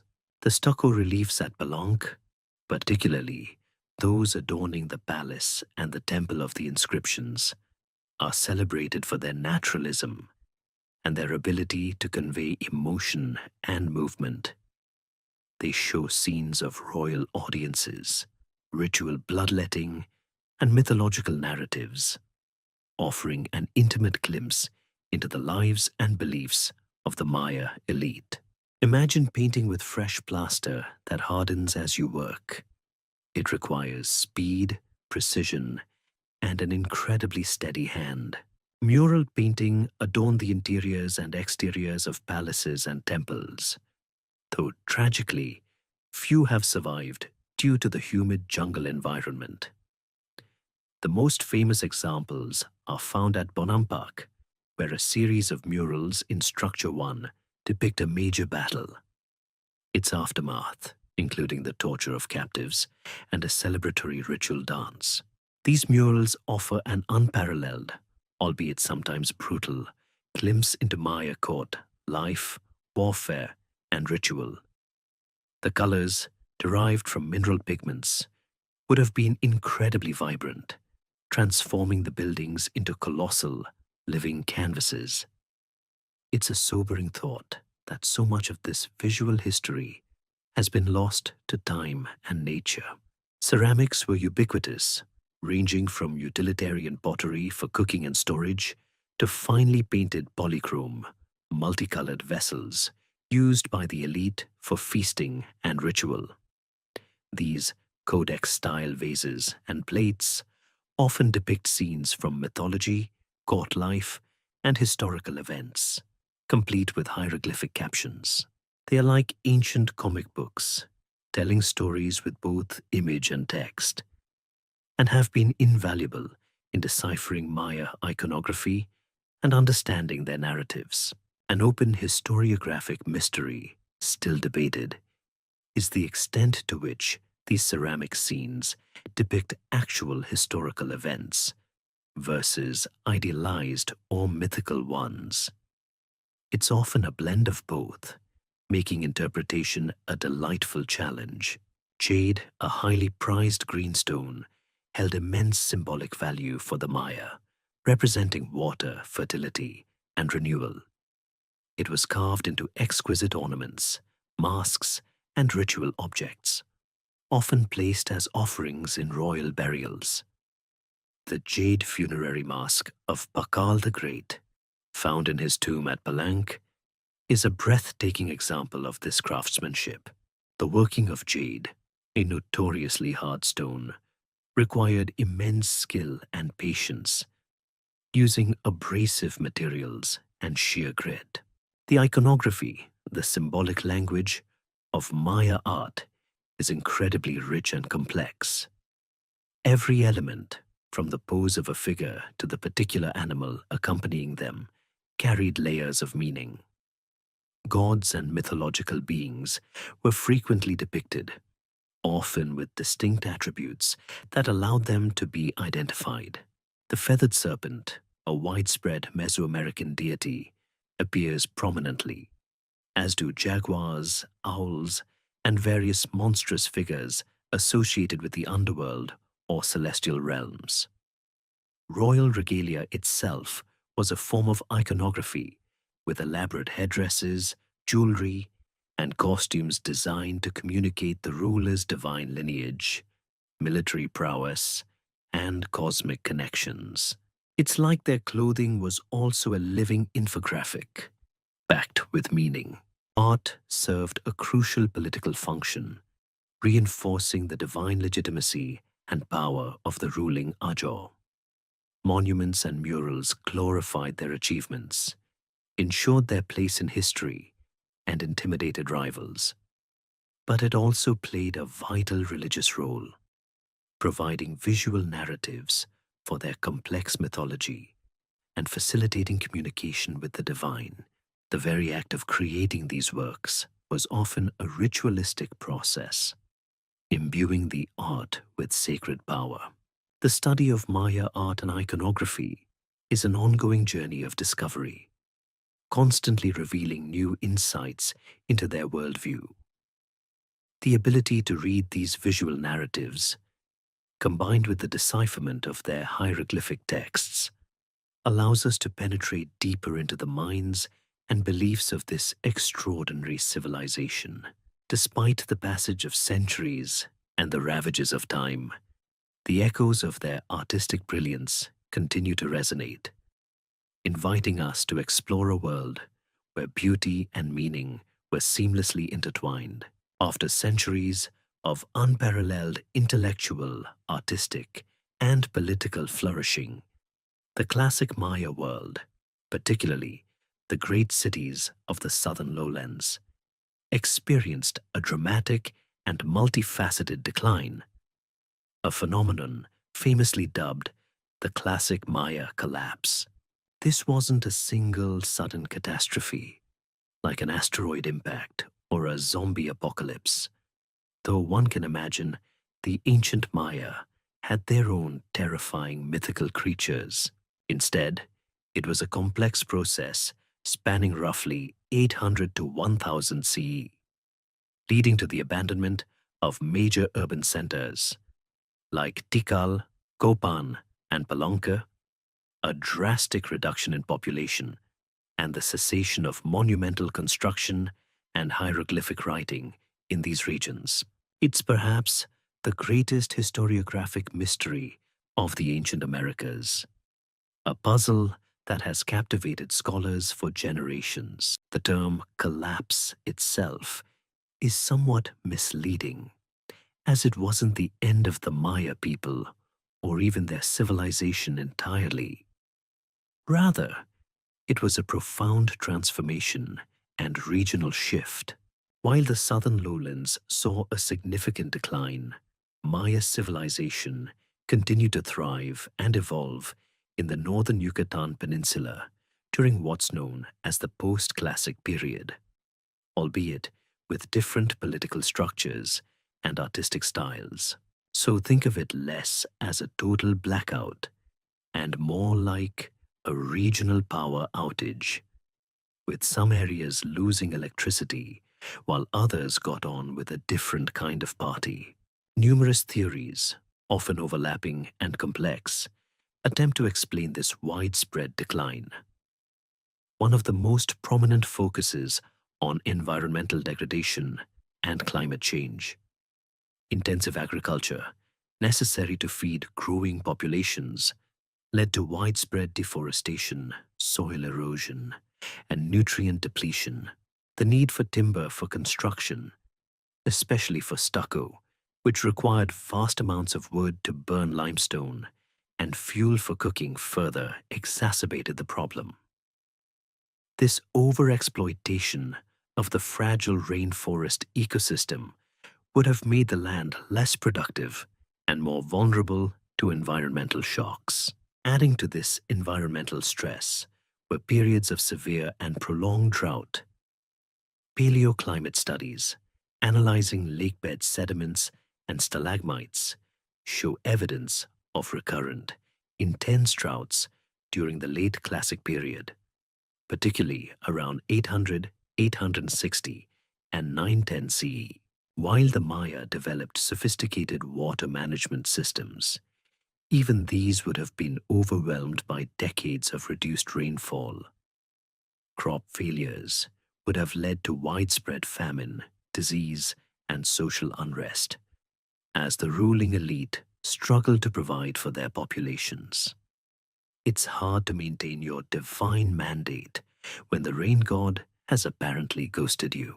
Another major contributing factor was endemic warfare and political instability. As resources became scarcer due to environmental pressures, competition between rival city-states likely intensified. Inscriptions from the late Classic period show an increase in the frequency and intensity of Star War events, leading to the destruction of cities, the capture and sacrifice of rulers, and the disruption of vital trade routes. This constant state of conflict would have diverted labor and resources away from productive activities, destabilized political systems, and made it difficult for cities to recover from environmental shocks. Imagine trying to fix your plumbing when your neighbor is constantly trying to burn down your house. Overpopulation is often cited as an underlying stressor that magnified the impact of environmental and political problems. As populations swelled in the Classic period, the pressure on land and resources became unsustainable. When the agricultural systems, already stretched to their limits, were hit by drought or warfare, the consequences were catastrophic. The delicate balance between human numbers and environmental carrying capacity was broken, leading to a cascade of negative effects. Some theories also point to disease epidemics. while direct archaeological evidence is scarce due to the perishable nature of human remains in the humid environment. Increased population density, malnutrition from famine, and constant warfare would have made populations highly vulnerable to infectious diseases. A series of devastating epidemics could have decimated populations, further weakening social structures and agricultural capacity. The role of the ruling elite is also subject to scrutiny. Some scholars argue that the rigid social hierarchy and the heavy demands of the elite for monumental construction, exotic goods, and elaborate rituals may have become unsustainable during times of stress.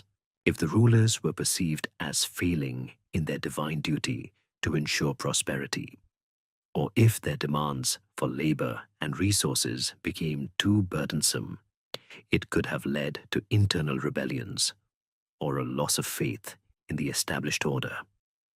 A king who can't bring rain or win battles is unlikely to stay king for long. An enduring open historiographic mystery is the varying impact of the collapse across different regions.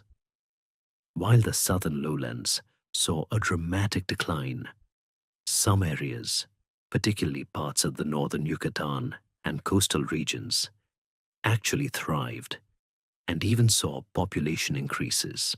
This regional variation suggests that while broad factors were at play, local environmental conditions, political dynamics, and adaptive strategies played a crucial role in determining a city's fate. Why did some fall while others merely stumbled or even soared? The answer is likely in the specific local conditions and the responses of their leadership. The classic Maya collapse serves as a powerful cautionary tale about the interconnectedness of environment, society, and political stability. It reminds us that even highly advanced civilizations are vulnerable to a complex interplay of internal and external pressures. While the great cities of the southern lowlands faded into the jungle, their legacy would be carried forward, albeit in different forms, by their northern cousins, ushering in the next chapter of Maya history. As the grand stage of the southern lowlands gradually darkened with the decline of its great city-states, the spotlight of Maya civilization began to shift northward, illuminating a new act in the drama of their history, the post-classic resurgence. This period, generally spanning from around 900 CE until the arrival of the Spanish in the early 16th century, saw Maya civilization not disappear, but rather transform and relocate, with new powerful centers emerging in the northern Yucatan Peninsula. It's like a famous band changing lead singers and moving to a new, smaller venue, but still rocking out with a slightly different sound. While the southern lowlands were experiencing population decline and the cessation of monumental construction, the northern Yucatan, which had always been a part of the broader Maya world, began to flourish. This region presented a different environmental landscape. It's drier, with fewer rivers, and a greater reliance on cenotes, natural sinkholes providing access to groundwater, as water sources. The political organization also appears to have undergone a significant transformation, moving away from the singular divine Ajor model of the classic period towards more decentralized or collective forms of governance. Though powerful leaders certainly still existed, the most prominent and enigmatic of these new northern powerhouses was Chichen Itza. Rising to prominence around the 10th century CE, Chichen Itza became a major political, economic, and cultural center, dominating much of the northern Yucatan for several centuries. Its architecture is distinct from that of the classic southern cities.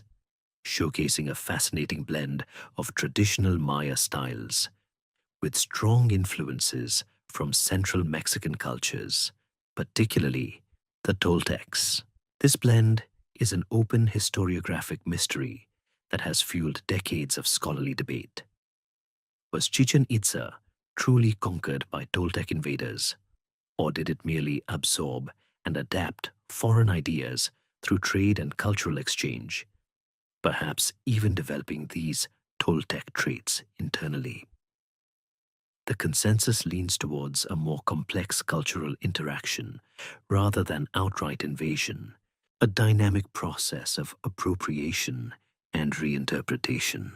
The architecture of Chichen Itza is instantly recognizable. The iconic El Castillo, the Temple of Kukulkan, the feathered serpent deity, equivalent to the central Mexican Quetzalcoatl, is a massive pyramid with a unique astronomical alignment.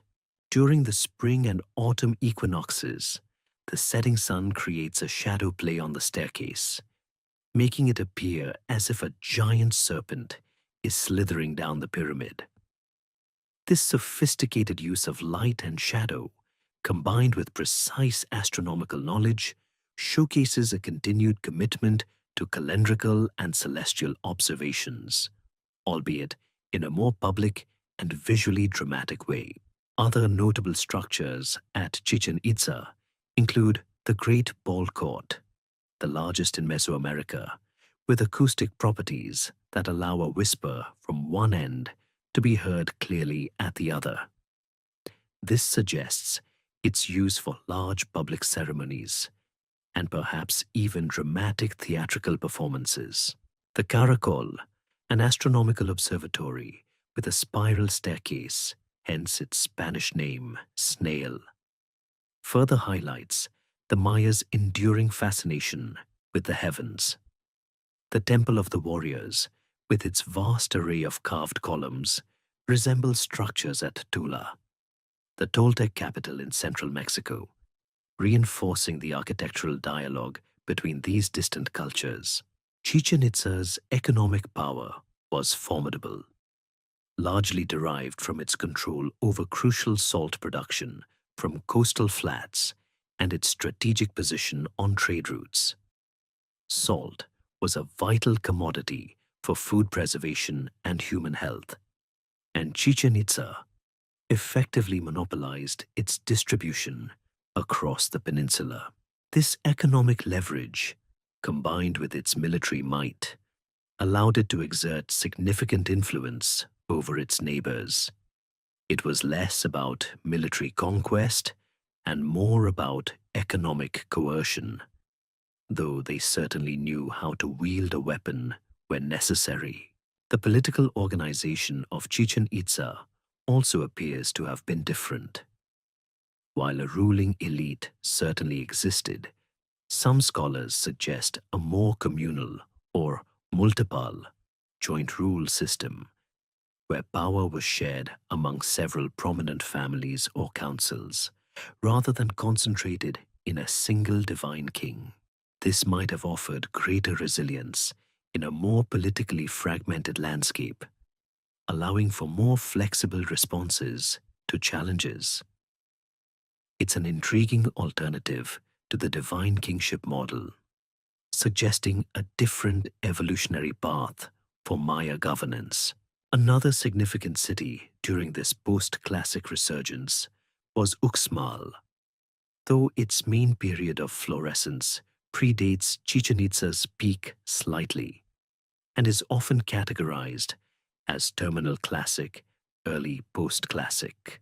Located in the Puke region of the Yucatan, Uxmal is famous for its distinct architectural style, characterized by elaborate mosaic facades, intricate stone latticework, and images of the rain god Chak. While it didn't achieve the same regional dominance as Chichen Itza, its artistry and urban planning were remarkable, demonstrating the continued vitality of Maya creativity even as the South declined. The transition from classic to post-classic was not always smooth. It involved significant population movements, shifts in trade networks, and changes in political structures. But it unequivocally demonstrates the resilience and adaptability of Maya civilization. They did not vanish, they simply transformed, moving their centers of power, adapting their social organization, and creating new artistic expressions, all while retaining core elements of their ancient heritage. The post-classic period, though sometimes viewed as less grand than the classic, was a vibrant and dynamic era that set the stage for the dramatic encounter with European powers that would irrevocably alter their destiny. Following the rise of Chichen Itza, which dominated the early part of the post-classic period, the focus of Maya power in the northern Yucatan shifted once more, leading to the ascendancy of Mayapan. This city, which flourished from approximately 1220 CE to 1421 CE, marked a distinct departure from the earlier classic period model of independent, competing city-states. Instead, Mayapan became the capital of what is often considered a hegemonic state or a confederacy, controlling much of the Yucatan Peninsula through a unique system of centralized power. It was like the regional capital pulling the strings of numerous smaller towns, a significant step away from the decentralized classic period. The story of Mayapan begins after the decline of Chichen Itza, whose influence waned in the 13th century. According to colonial-era chronicles, a powerful ruling lineage, the Kokam family, established Mayapan as the new regional capital. They created a system where the leaders of prominent noble families from other major towns were compelled to reside in Mayapan, effectively serving as hostages or political advisors. This allowed the Kokam to maintain direct control and prevent rebellions from outlying areas. It was a clever strategy, ensuring loyalty by keeping the rivals close, and probably a lot less expensive than constant warfare. Imagine having all your political opponents living in your guest house. Definitely keeps them from plotting too much mischief. Archaeologically, Mayapan is distinct from earlier Maya cities. While it boasts a central ceremonial precinct with a pyramid, the Castillo de Cuculcan, a smaller replica of the one at Chichen Itza, its urban layout is more densely packed and appears to be less grand in its individual structures compared to its classic predecessors. The city was surrounded by a defensive wall, a feature rarely seen in classic period cities, reflecting a heightened sense of insecurity and the constant threat of internal or external conflict. This defensive architecture hints at a more turbulent political environment, a clear sign that the peace was often fragile. The system of governance at Mayapan, sometimes described as a joint rule or council rule among the Kokam and allied noble families, represents a significant shift from the divine kingship of the classic Maya. While the Kokam exercised paramount authority, power was seemingly distributed among a wider group of elite lineages, leading to a more collective, albeit still aristocratic, form of leadership. This transition is a fascinating open historiographic mystery. Was this a pragmatic response to the challenges of maintaining control over a large territory? Or did it reflect a deeper ideological change in Maya political thought? The debate continues among scholars who examine how this system either stabilized or ultimately destabilized the region. Mayapan's economic power was built upon its agricultural hinterland, control over trade routes, and perhaps most importantly, its central administrative role. Goods and tribute would have flowed into the capital from across the Confederacy, supporting the elite and their extensive construction projects, even if they were on a smaller scale than those of Tikal. The city's relative prosperity allowed it to maintain its political dominance for over 2 centuries, a testament to the effectiveness of its centralized control. However, the very system that gave Mayapan its strength ultimately led to its downfall. The forced residence of noble families in the capital likely bred resentment, and the Kokom family's increasingly authoritarian rule eventually sparked widespread rebellion. Around 1441 CE, the Kokom were overthrown in a violent uprising, and Mayapan was sacked and largely abandoned. The city's fall marked a period of intense political fragmentation in the Yucatan Peninsula. The single hegemonic power was replaced by numerous smaller, independent, and often warring So'ich towns or districts, each vying for local dominance. This splintered political landscape would persist right up to the arrival of the Spanish. This fragmentation, while seemingly a sign of weakness, also showcases the incredible resilience of Maya culture. Even without a grand unifying capital, Maya communities continued to thrive, albeit on a smaller, more localized scale. Trade networks persisted, religious practices continued, and local lordships maintained cultural traditions, albeit with increased inter-community conflict. It was like the grand orchestra dispersed, but all the individual musicians kept playing their own beautiful tunes in smaller ensembles. The period immediately preceding the Spanish conquest was thus characterized by a mosaic of independent polities, often engaged in localized skirmishes. This lack of a unified Maya empire or single dominant power would significantly influence the course of the Spanish conquest, making it a prolonged and arduous process, as the conquistadors had to subdue one small kingdom after another rather than conquering a single large state. Mayapan's rise and dramatic fall underscore the dynamic and ever-evolving nature of Maya political organization, a testament to their continuous adaptation and reinvention in the face of changing circumstances, right up to the eve of a new and devastating chapter in their history. Following the dramatic collapse of Mayapan around 1441 CE, the political landscape of the northern Yucatan Peninsula entered a period of intense decentralization and political fragmentation.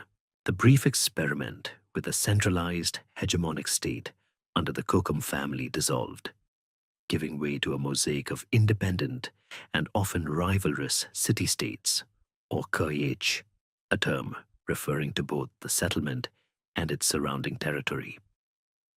This era, lasting until the Spanish conquest, saw no single dominant power, but rather a collection of smaller polities, each asserting its own sovereignty. It was like a giant jigsaw puzzle, where all the pieces decided they'd rather be their own puzzle.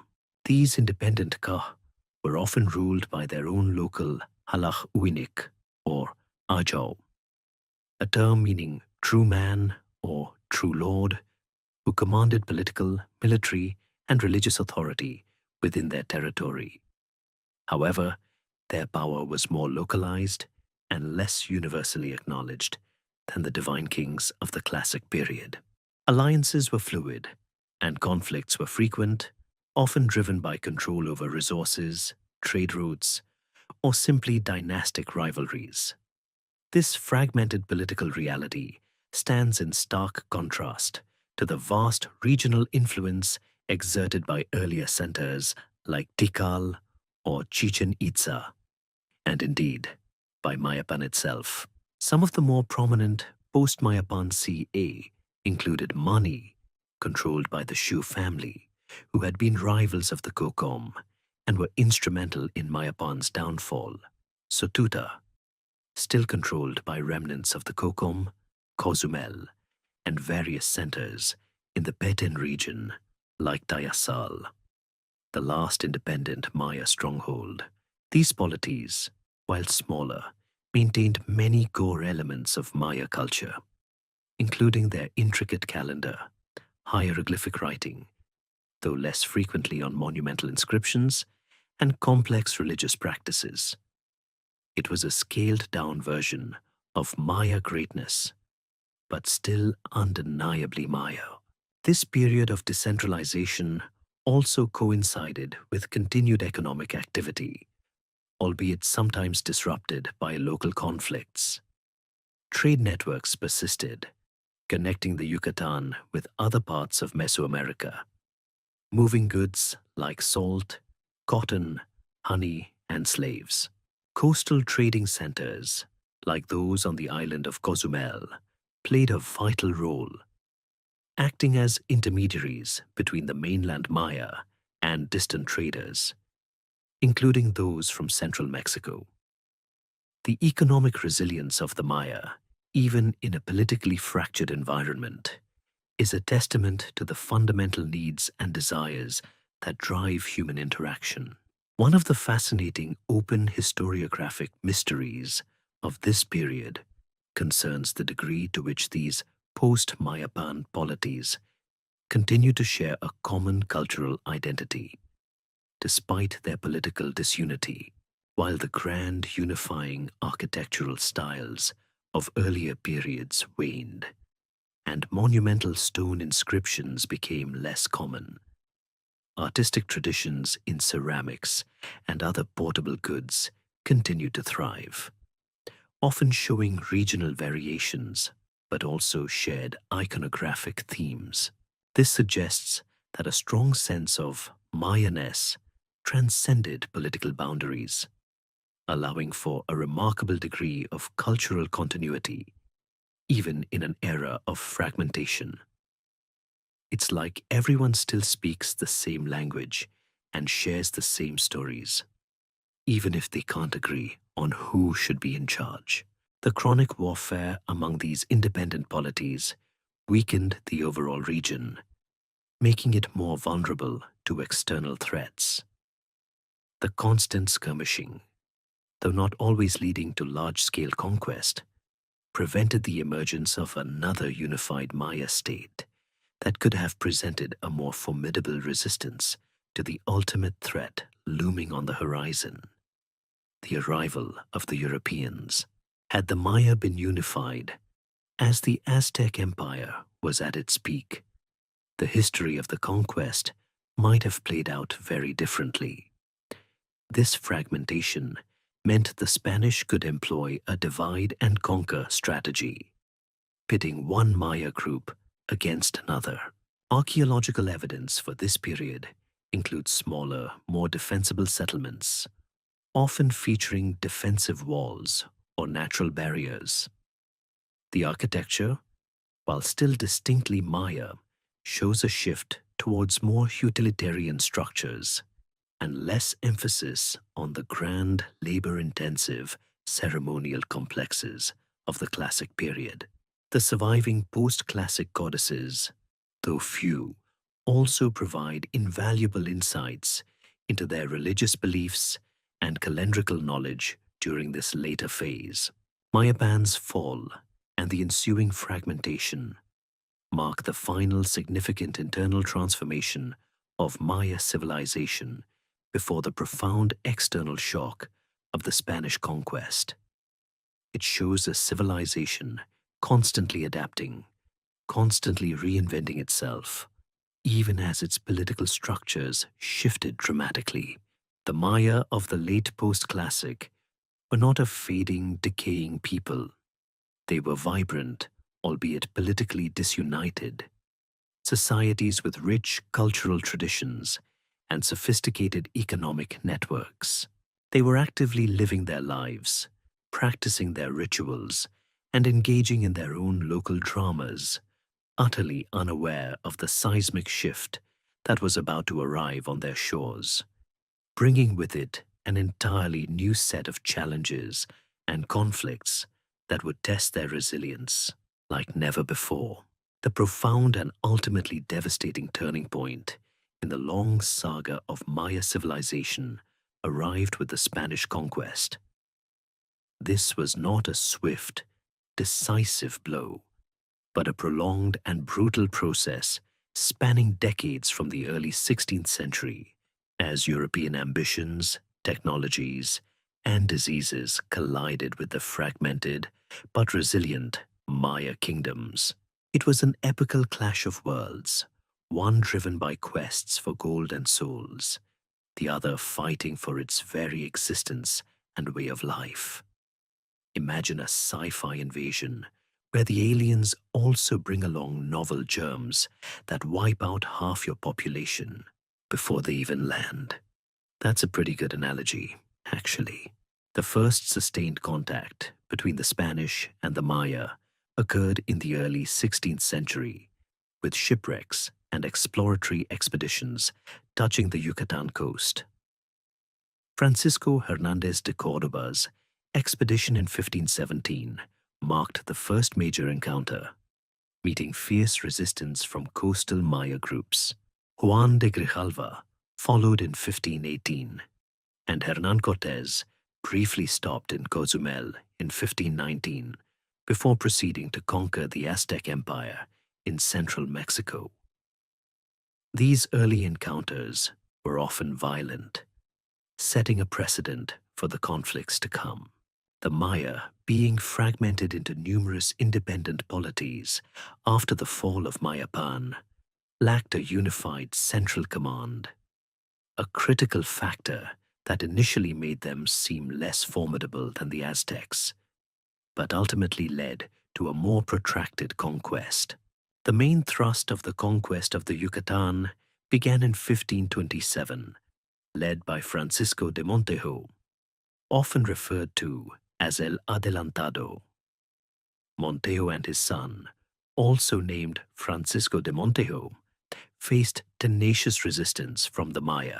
Unlike the concentrated power of the Aztec Empire, which fell with the capture of its capital and emperor, the conquest of the Maya required subduing dozens of independent sechich towns, kingdoms, one by one. Each ka had its own halahuinik and its own military force, often fighting fiercely to defend their homeland. This decentralized structure, while making them vulnerable to divide and conquer tactics, where the Spanish would ally with one Maya group against another, also made the conquest incredibly difficult and prolonged. It's hard to conquer a hydra because every time you chop off a head, 3 more pop up somewhere else. The Spanish brought with them superior military technology, steel weapons, armor, crossbows, firearms, though early firearms were slow and unreliable, and crucially, horses and war dogs. These unfamiliar elements struck fear into the hearts of the Maya, who fought with obsidian-edged swords, spears, and bows and arrows. However, the Maya quickly adapted, learning Spanish tactics and even developing their own defensive strategies. Fortified towns, ambushes, and guerrilla warfare became common responses, inflicting heavy casualties on the Spanish. The siege of Tijo, Merida, for example, demonstrated the fierce Maya determination, with Montejo's forces enduring starvation and relentless attacks. Yet the most devastating weapon the Spanish unknowingly brought was not steel or gunpowder, but disease. Smallpox, measles, influenza, and other old-world pathogens to which the indigenous populations had no immunity swept through the Americas in wave after wave, often preceding the actual arrival of the conquistadors. These epidemics decimated Maya populations, sometimes by as much as 90% or more, weakening their societies disrupting their leadership and undermining their ability to resist.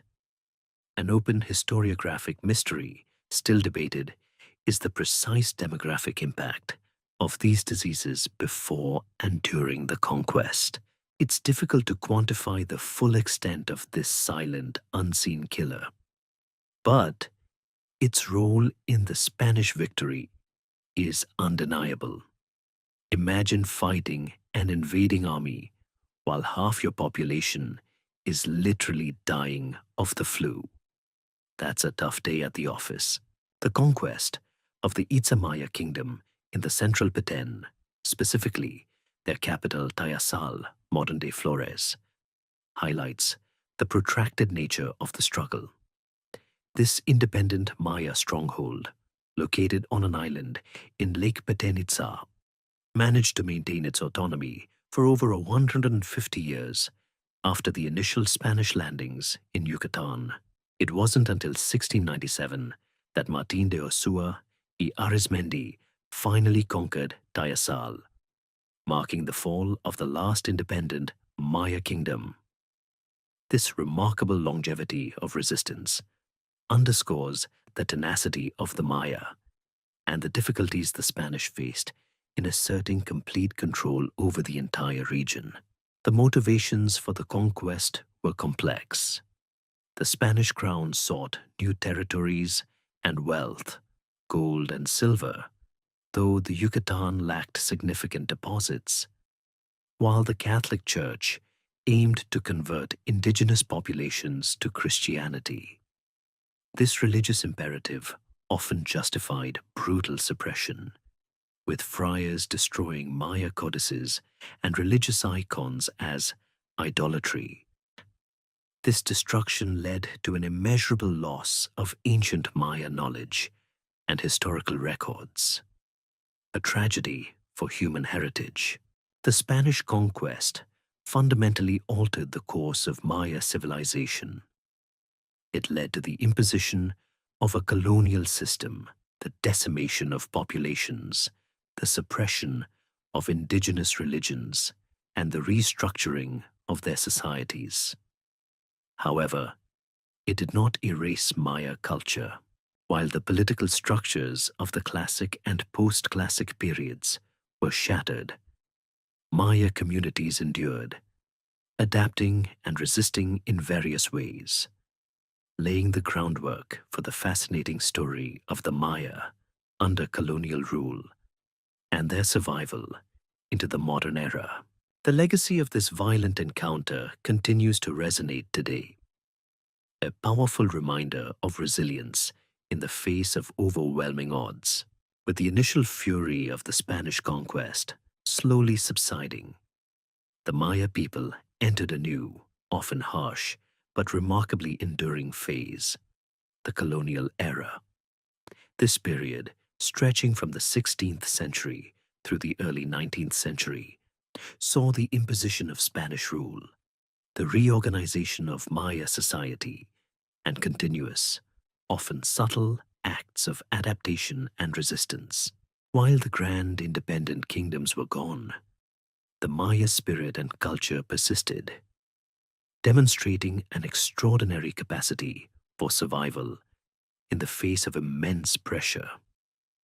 It was less about fighting giant battles and more about finding ways to live and thrive under a new, restrictive regime. The Spanish established a colonial administration, creating a hierarchical system that placed themselves at the top, followed by criollos, people of Spanish descent born in the Americas, mestizos, people of mixed European and indigenous ancestry, and at the bottom, the indigenous populations. Maya communities were reorganized into new towns, often referred to as reducciones or congregaciones, designed to facilitate Christianization, taxation, and labor control. These new settlements often disrupted traditional land tenure systems and kinship networks, but they also inadvertently became centers for the preservation of Maya language and custom. Imagine being told you have to move your entire village. but then accidentally creating a new cultural hub in the process. The primary Spanish institutions of control were the encomienda and the repartimiento. The encomienda system granted Spanish conquistadors and settlers the right to collect tribute and labor from specific groups of indigenous people, supposedly in exchange for providing protection and religious instruction. In practice, it often devolved into severe exploitation and forced labor. The repartimiento system was a rotating forced labor draft, compelling Maya men to work for periods on Spanish farms, mines, or public works projects. These systems, combined with devastating epidemics, led to immense hardship and further population decline. Life under these conditions was brutal, far from the relaxed existence that we're hoping to achieve with this bedtime history. The Catholic Church played a central role in the colonial project, seeking to convert the Maya to Christianity. Friars established missions, built churches, and actively suppressed indigenous religious practices, viewing them as idolatry. As we mentioned, this led to the catastrophic destruction of Maya codices and religious artifacts, an irreparable loss of ancient knowledge. However, Maya communities often practiced a form of religious syncretism, blending traditional Maya beliefs and deities with Catholic saints and rituals. For example, ancient rain gods might be associated with specific Catholic saints, allowing for the continuation of indigenous practices under a veneer of orthodoxy. This quiet defiance and adaptation allowed core spiritual beliefs to endure, hidden in plain sight. It's like secretly putting hot sauce on your vegetables so your parents think you're eating them plain. Despite the oppressive nature of colonial rule, the Maya engaged in various forms of resistance. While large-scale armed rebellions, like the caste war of Yucatan in the 19th century, which we'll touch on later, were less common in the earlier colonial period, smaller, localized revolts occurred frequently. More pervasive, however, was passive resistance. Maintaining indigenous languages, secretly continuing traditional rituals, hiding knowledge from outsiders, and adapting colonial institutions to serve their own ends. The endurance of Maya languages, for instance, is a testament to this quiet, determined defiance.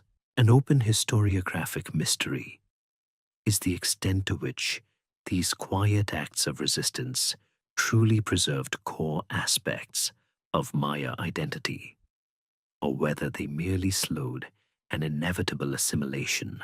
The economic landscape also shifted dramatically.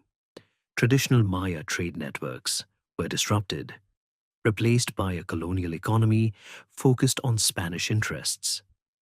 New crops and livestock were introduced, and Maya farmers were often forced to grow cash crops for Spanish markets, rather than focusing solely on subsistence.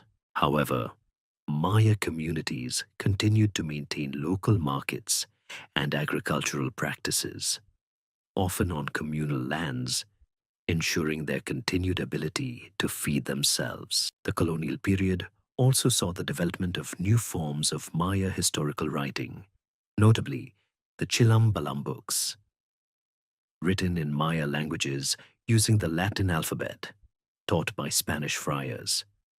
These texts combine ancient prophecies, mythological narratives, historical accounts from a Maya perspective, and colonial records. They are invaluable for understanding how the Maya viewed their own history and adapted to the trauma of the conquest.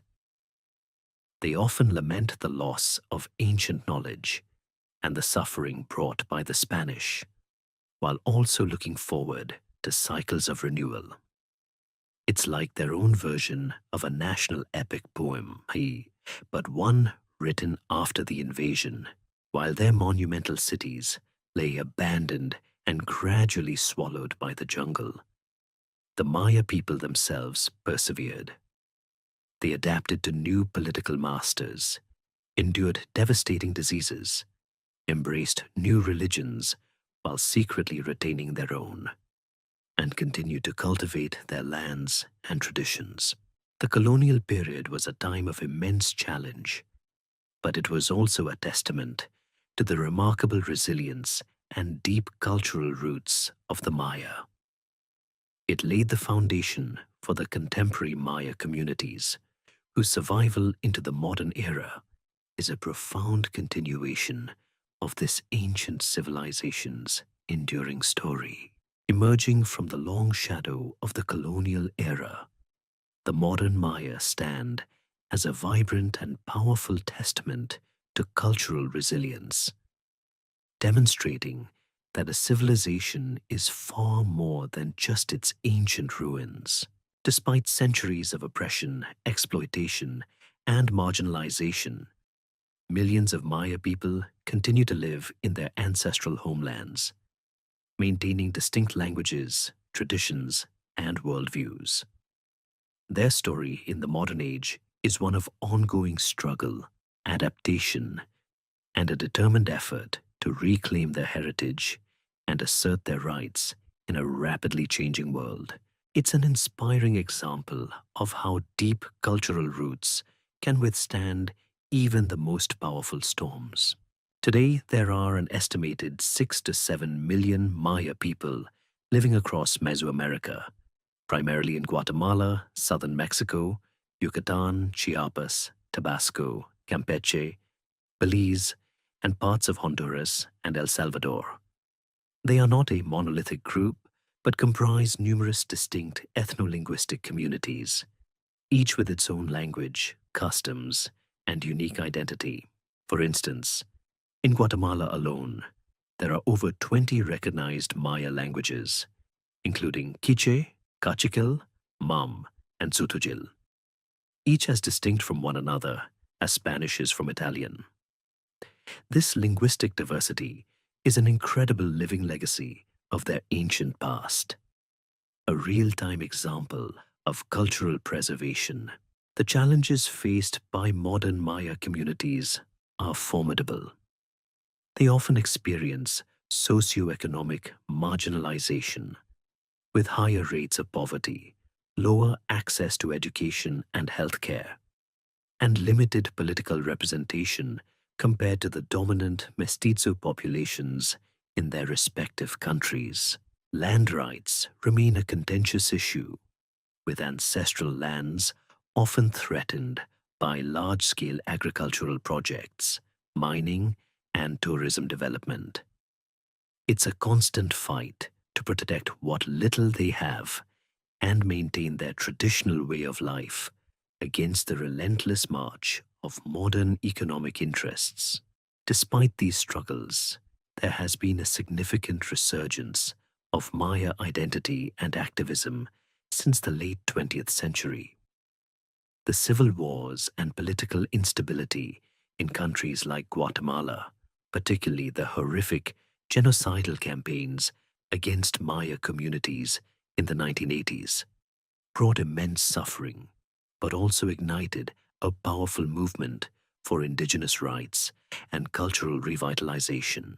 Maya intellectuals, activists, and spiritual leaders are now at the forefront of efforts to promote their languages, revitalize traditional spiritual practices, and advocate for political autonomy and self-determination. It's a powerful reclaiming of narratives, showing that their voices are not just echoes from the past, but active participants in the present. The preservation of Maya languages is a critical aspect of this modern cultural resilience. While many languages face the threat of extinction due to the dominance of Spanish, there are concerted efforts to teach Maya languages in schools, produce literature and media in indigenous tongues, and encourage their use in daily life. Language is not just a tool for communication. It embodies worldview, history, and identity. Keeping these languages alive is essential for the transmission of ancestral knowledge. Traditional spiritual practices continue to be vibrant, often practiced alongside Catholicism, in a continuation of the syncretism seen during the colonial era.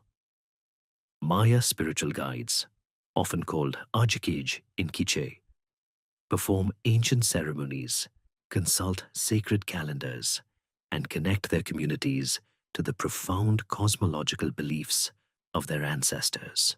This continuity of religious practice demonstrates the deep roots of their spiritual traditions, which have adapted and survived for millennia. An open historiographic mystery for future scholars will be how digital technologies and global interconnectedness will impact these local, deeply rooted traditions, offering both new avenues for preservation and new challenges. The legacy of ancient Maya knowledge also continues to be relevant. Traditional agricultural practices like milpa farming, intercropping maize, beans, and squash remain vital for food security in many rural communities, showcasing the enduring wisdom of their ancestors' environmental adaptations. The intricate knowledge of medicinal plants, passed down through generations, continues to be practiced by traditional healers. This living knowledge offers valuable lessons for sustainable living and holistic well-being in the modern world. It's like their ancient textbooks are still being used, updated by generations of practical experience. In recent decades, there has also been a growing recognition of the rights of indigenous peoples internationally, providing a new platform for Maya advocacy. Maya organizations participate in national and international forums, pushing for legislative changes, land reforms, and greater cultural recognition. The ongoing struggle for justice and equity is a testament to their unwavering spirit. Ultimately, the modern Maya are a living bridge to their ancient past. They are not relics of a vanished civilization, but dynamic, evolving communities who carry the torch of their ancestors forward. Their existence challenges the very notion of collapse, demonstrating that while empires rise and fall, cultures can endure, adapt, and ultimately thrive, even in the face of profound adversity. Their story is a powerful reminder that history is not just about what was, but what continues to be, whispered in ancient languages and lived in vibrant communities today. Our journey through the profound saga of Maya civilization wouldn't be complete without acknowledging the ongoing, tireless work of archaeological discoveries and the evolving understanding these discoveries bring. The story of the Maya isn't just a closed chapter in a history book. It's a living, breathing narrative, constantly being rewritten by dedicated scholars and field teams. Every new excavation, every deciphered glyph, every technological advancement adds another brushstroke to our portrait of this ancient people, often overturning old assumptions and revealing new complexities. It's like a perpetually unfolding detective story, where the clues are buried in the earth and the suspects are, well, also buried in the earth. Modern archaeology employs a fascinating array of techniques that go far beyond the old-school pickaxe and trowel. LiDAR, light detection and ranging technology, has revolutionized our ability to map ancient landscapes. By firing billions of laser pulses from an airplane, LiDAR can penetrate dense jungle canopy and map the ground surface beneath, revealing the hidden outlines of ancient cities, roads, and agricultural systems that were previously invisible. This has led to astonishing discoveries of previously unknown Maya settlements and extensive networks of causeways and terracing, drastically increasing our understanding of the scale and interconnectedness of their urbanism. Imagine seeing an entire hidden city pop up on a screen that looked like nothing but trees from the ground.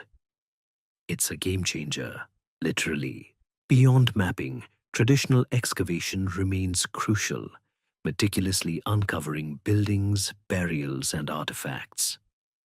These painstaking efforts provide the tangible evidence of daily life, ritual practice, and elite power. From the humble tools of a farmer to the exquisite offerings in a royal tomb, each artifact tells a piece of the story.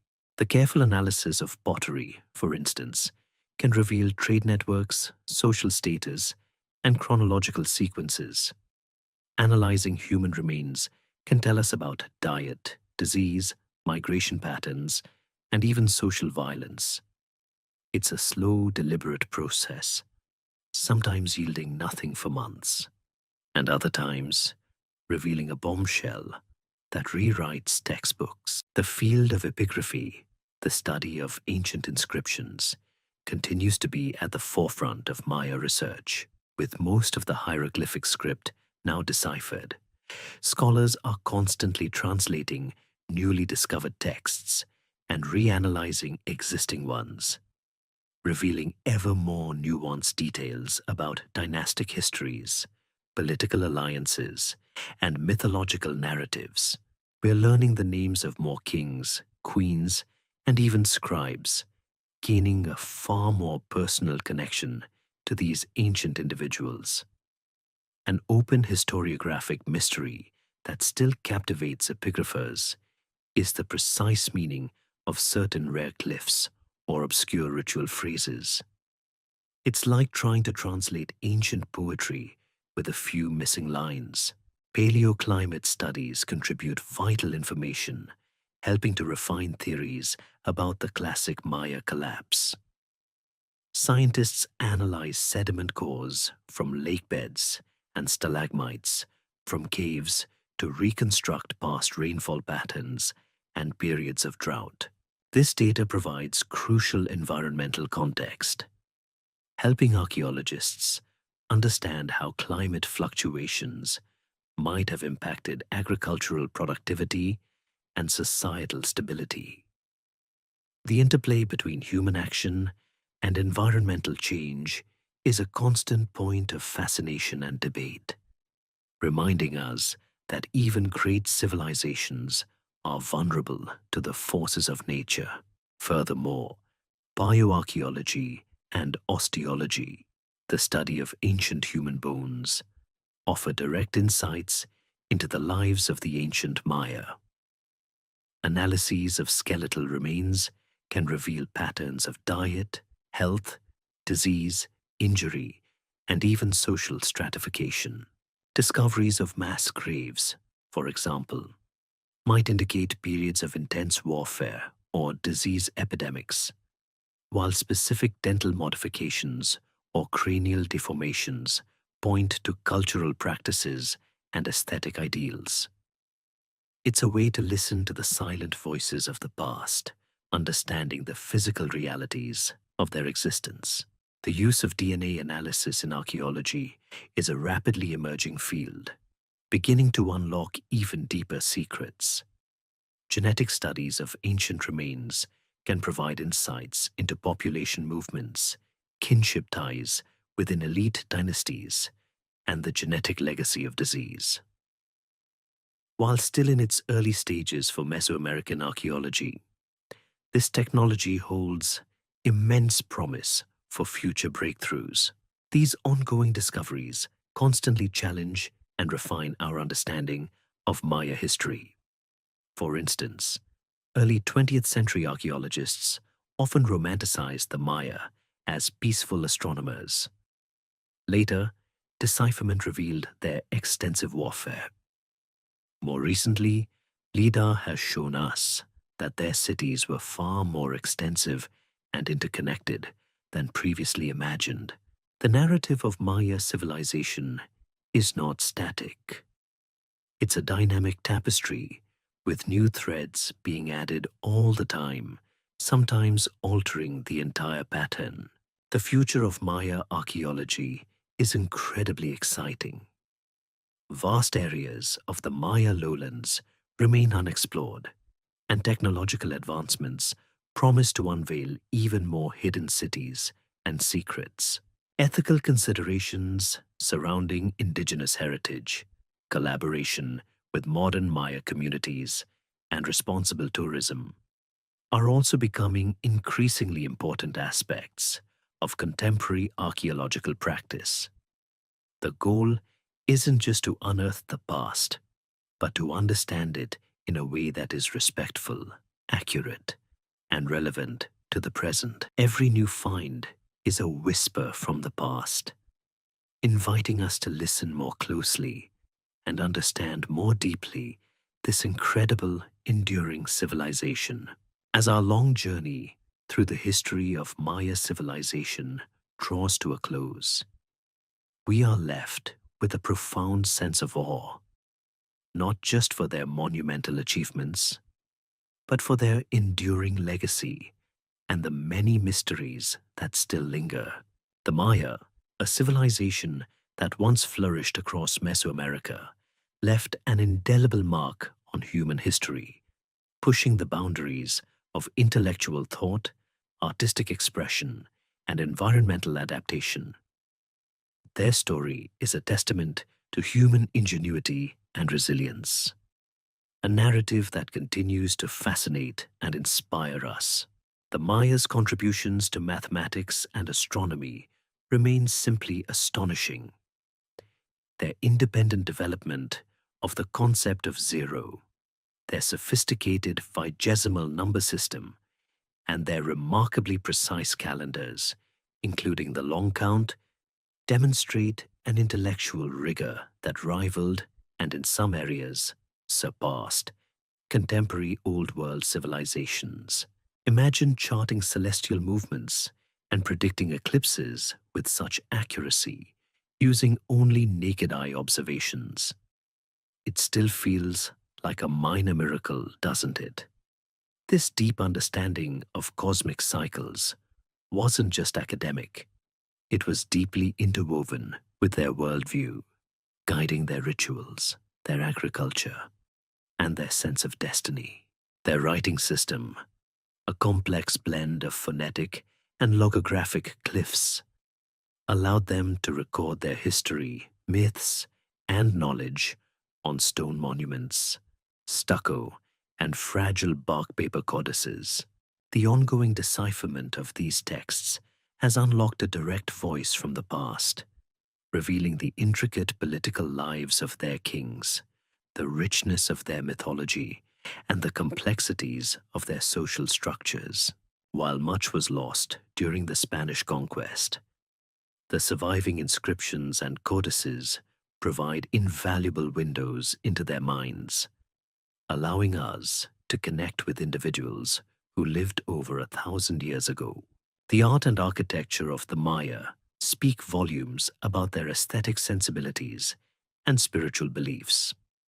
From the soaring pyramids of Tikal to the exquisite stucco reliefs of Palenque, their monumental constructions were not just buildings, but sacred mountains, cosmic diagrams, and canvases for elaborate narratives. The intricate carvings, vibrant murals, and delicate jadework all reveal a mastery of craftsmanship and a symbolic language that continues to yield new meanings as we further explore them. Every piece is a story, every building a silent sermon. Perhaps one of the most compelling aspects of the Maya story is the mystery of the classic Maya collapse. Despite decades of intensive research, the precise reasons for the abandonment of the southern lowland cities remain a subject of active debate. Was it prolonged drought, environmental degradation from intensive agriculture, endemic warfare, internal political instability, or a complex combination of all these factors. The very fact that this highly advanced civilization experienced such a profound regional decline, while other areas continue to thrive, serves as a powerful cautionary tale about the delicate balance between human society and its environment, a warning that resonates even more strongly in our modern world. It's like a cosmic puzzle that keeps getting new pieces, but we still haven't found the corner ones. Furthermore, the story of the Maya isn't confined to the past. The resilience and cultural vitality of the modern Maya people are perhaps their most profound legacy. Despite centuries of colonial subjugation, economic marginalization, and political violence, millions of Maya continue to speak their ancestral languages, practice their traditions, and actively work to preserve and revitalize their heritage. Their struggles and triumphs in the contemporary world are a powerful reminder that history is a continuous process, shaped by the enduring spirit of human communities. They are not merely descendants of a great civilization, they are its living embodiment. The future of Maya studies holds immense promise. New technologies like LiDAR are literally uncovering hidden cities and vast networks beneath the jungle canopy, expanding our understanding of their scale and complexity. Continued epigraphic work, archaeological excavations, and interdisciplinary research promise to answer more of the lingering questions and reveal even more astounding aspects of their civilization. The scientific mysteries that surround them are not diminishing. If anything, they are becoming more nuanced and intriguing. The Maya challenge us to rethink our notions of progress and collapse, to appreciate the diversity of human achievement, and to understand the profound interconnectedness of culture, environment, and belief. Their silent ruins whisper tales of triumph and tribulation, inviting us to contemplate the vast sweep of time and our own place within it. As we conclude this journey, the lingering questions about their rise, their remarkable achievements, and their eventual transformations serve as a timeless invitation to further wonder and exploration. They stand as a magnificent testament to what humanity can achieve, and a humble reminder of how much more there is to learn from those who came before us.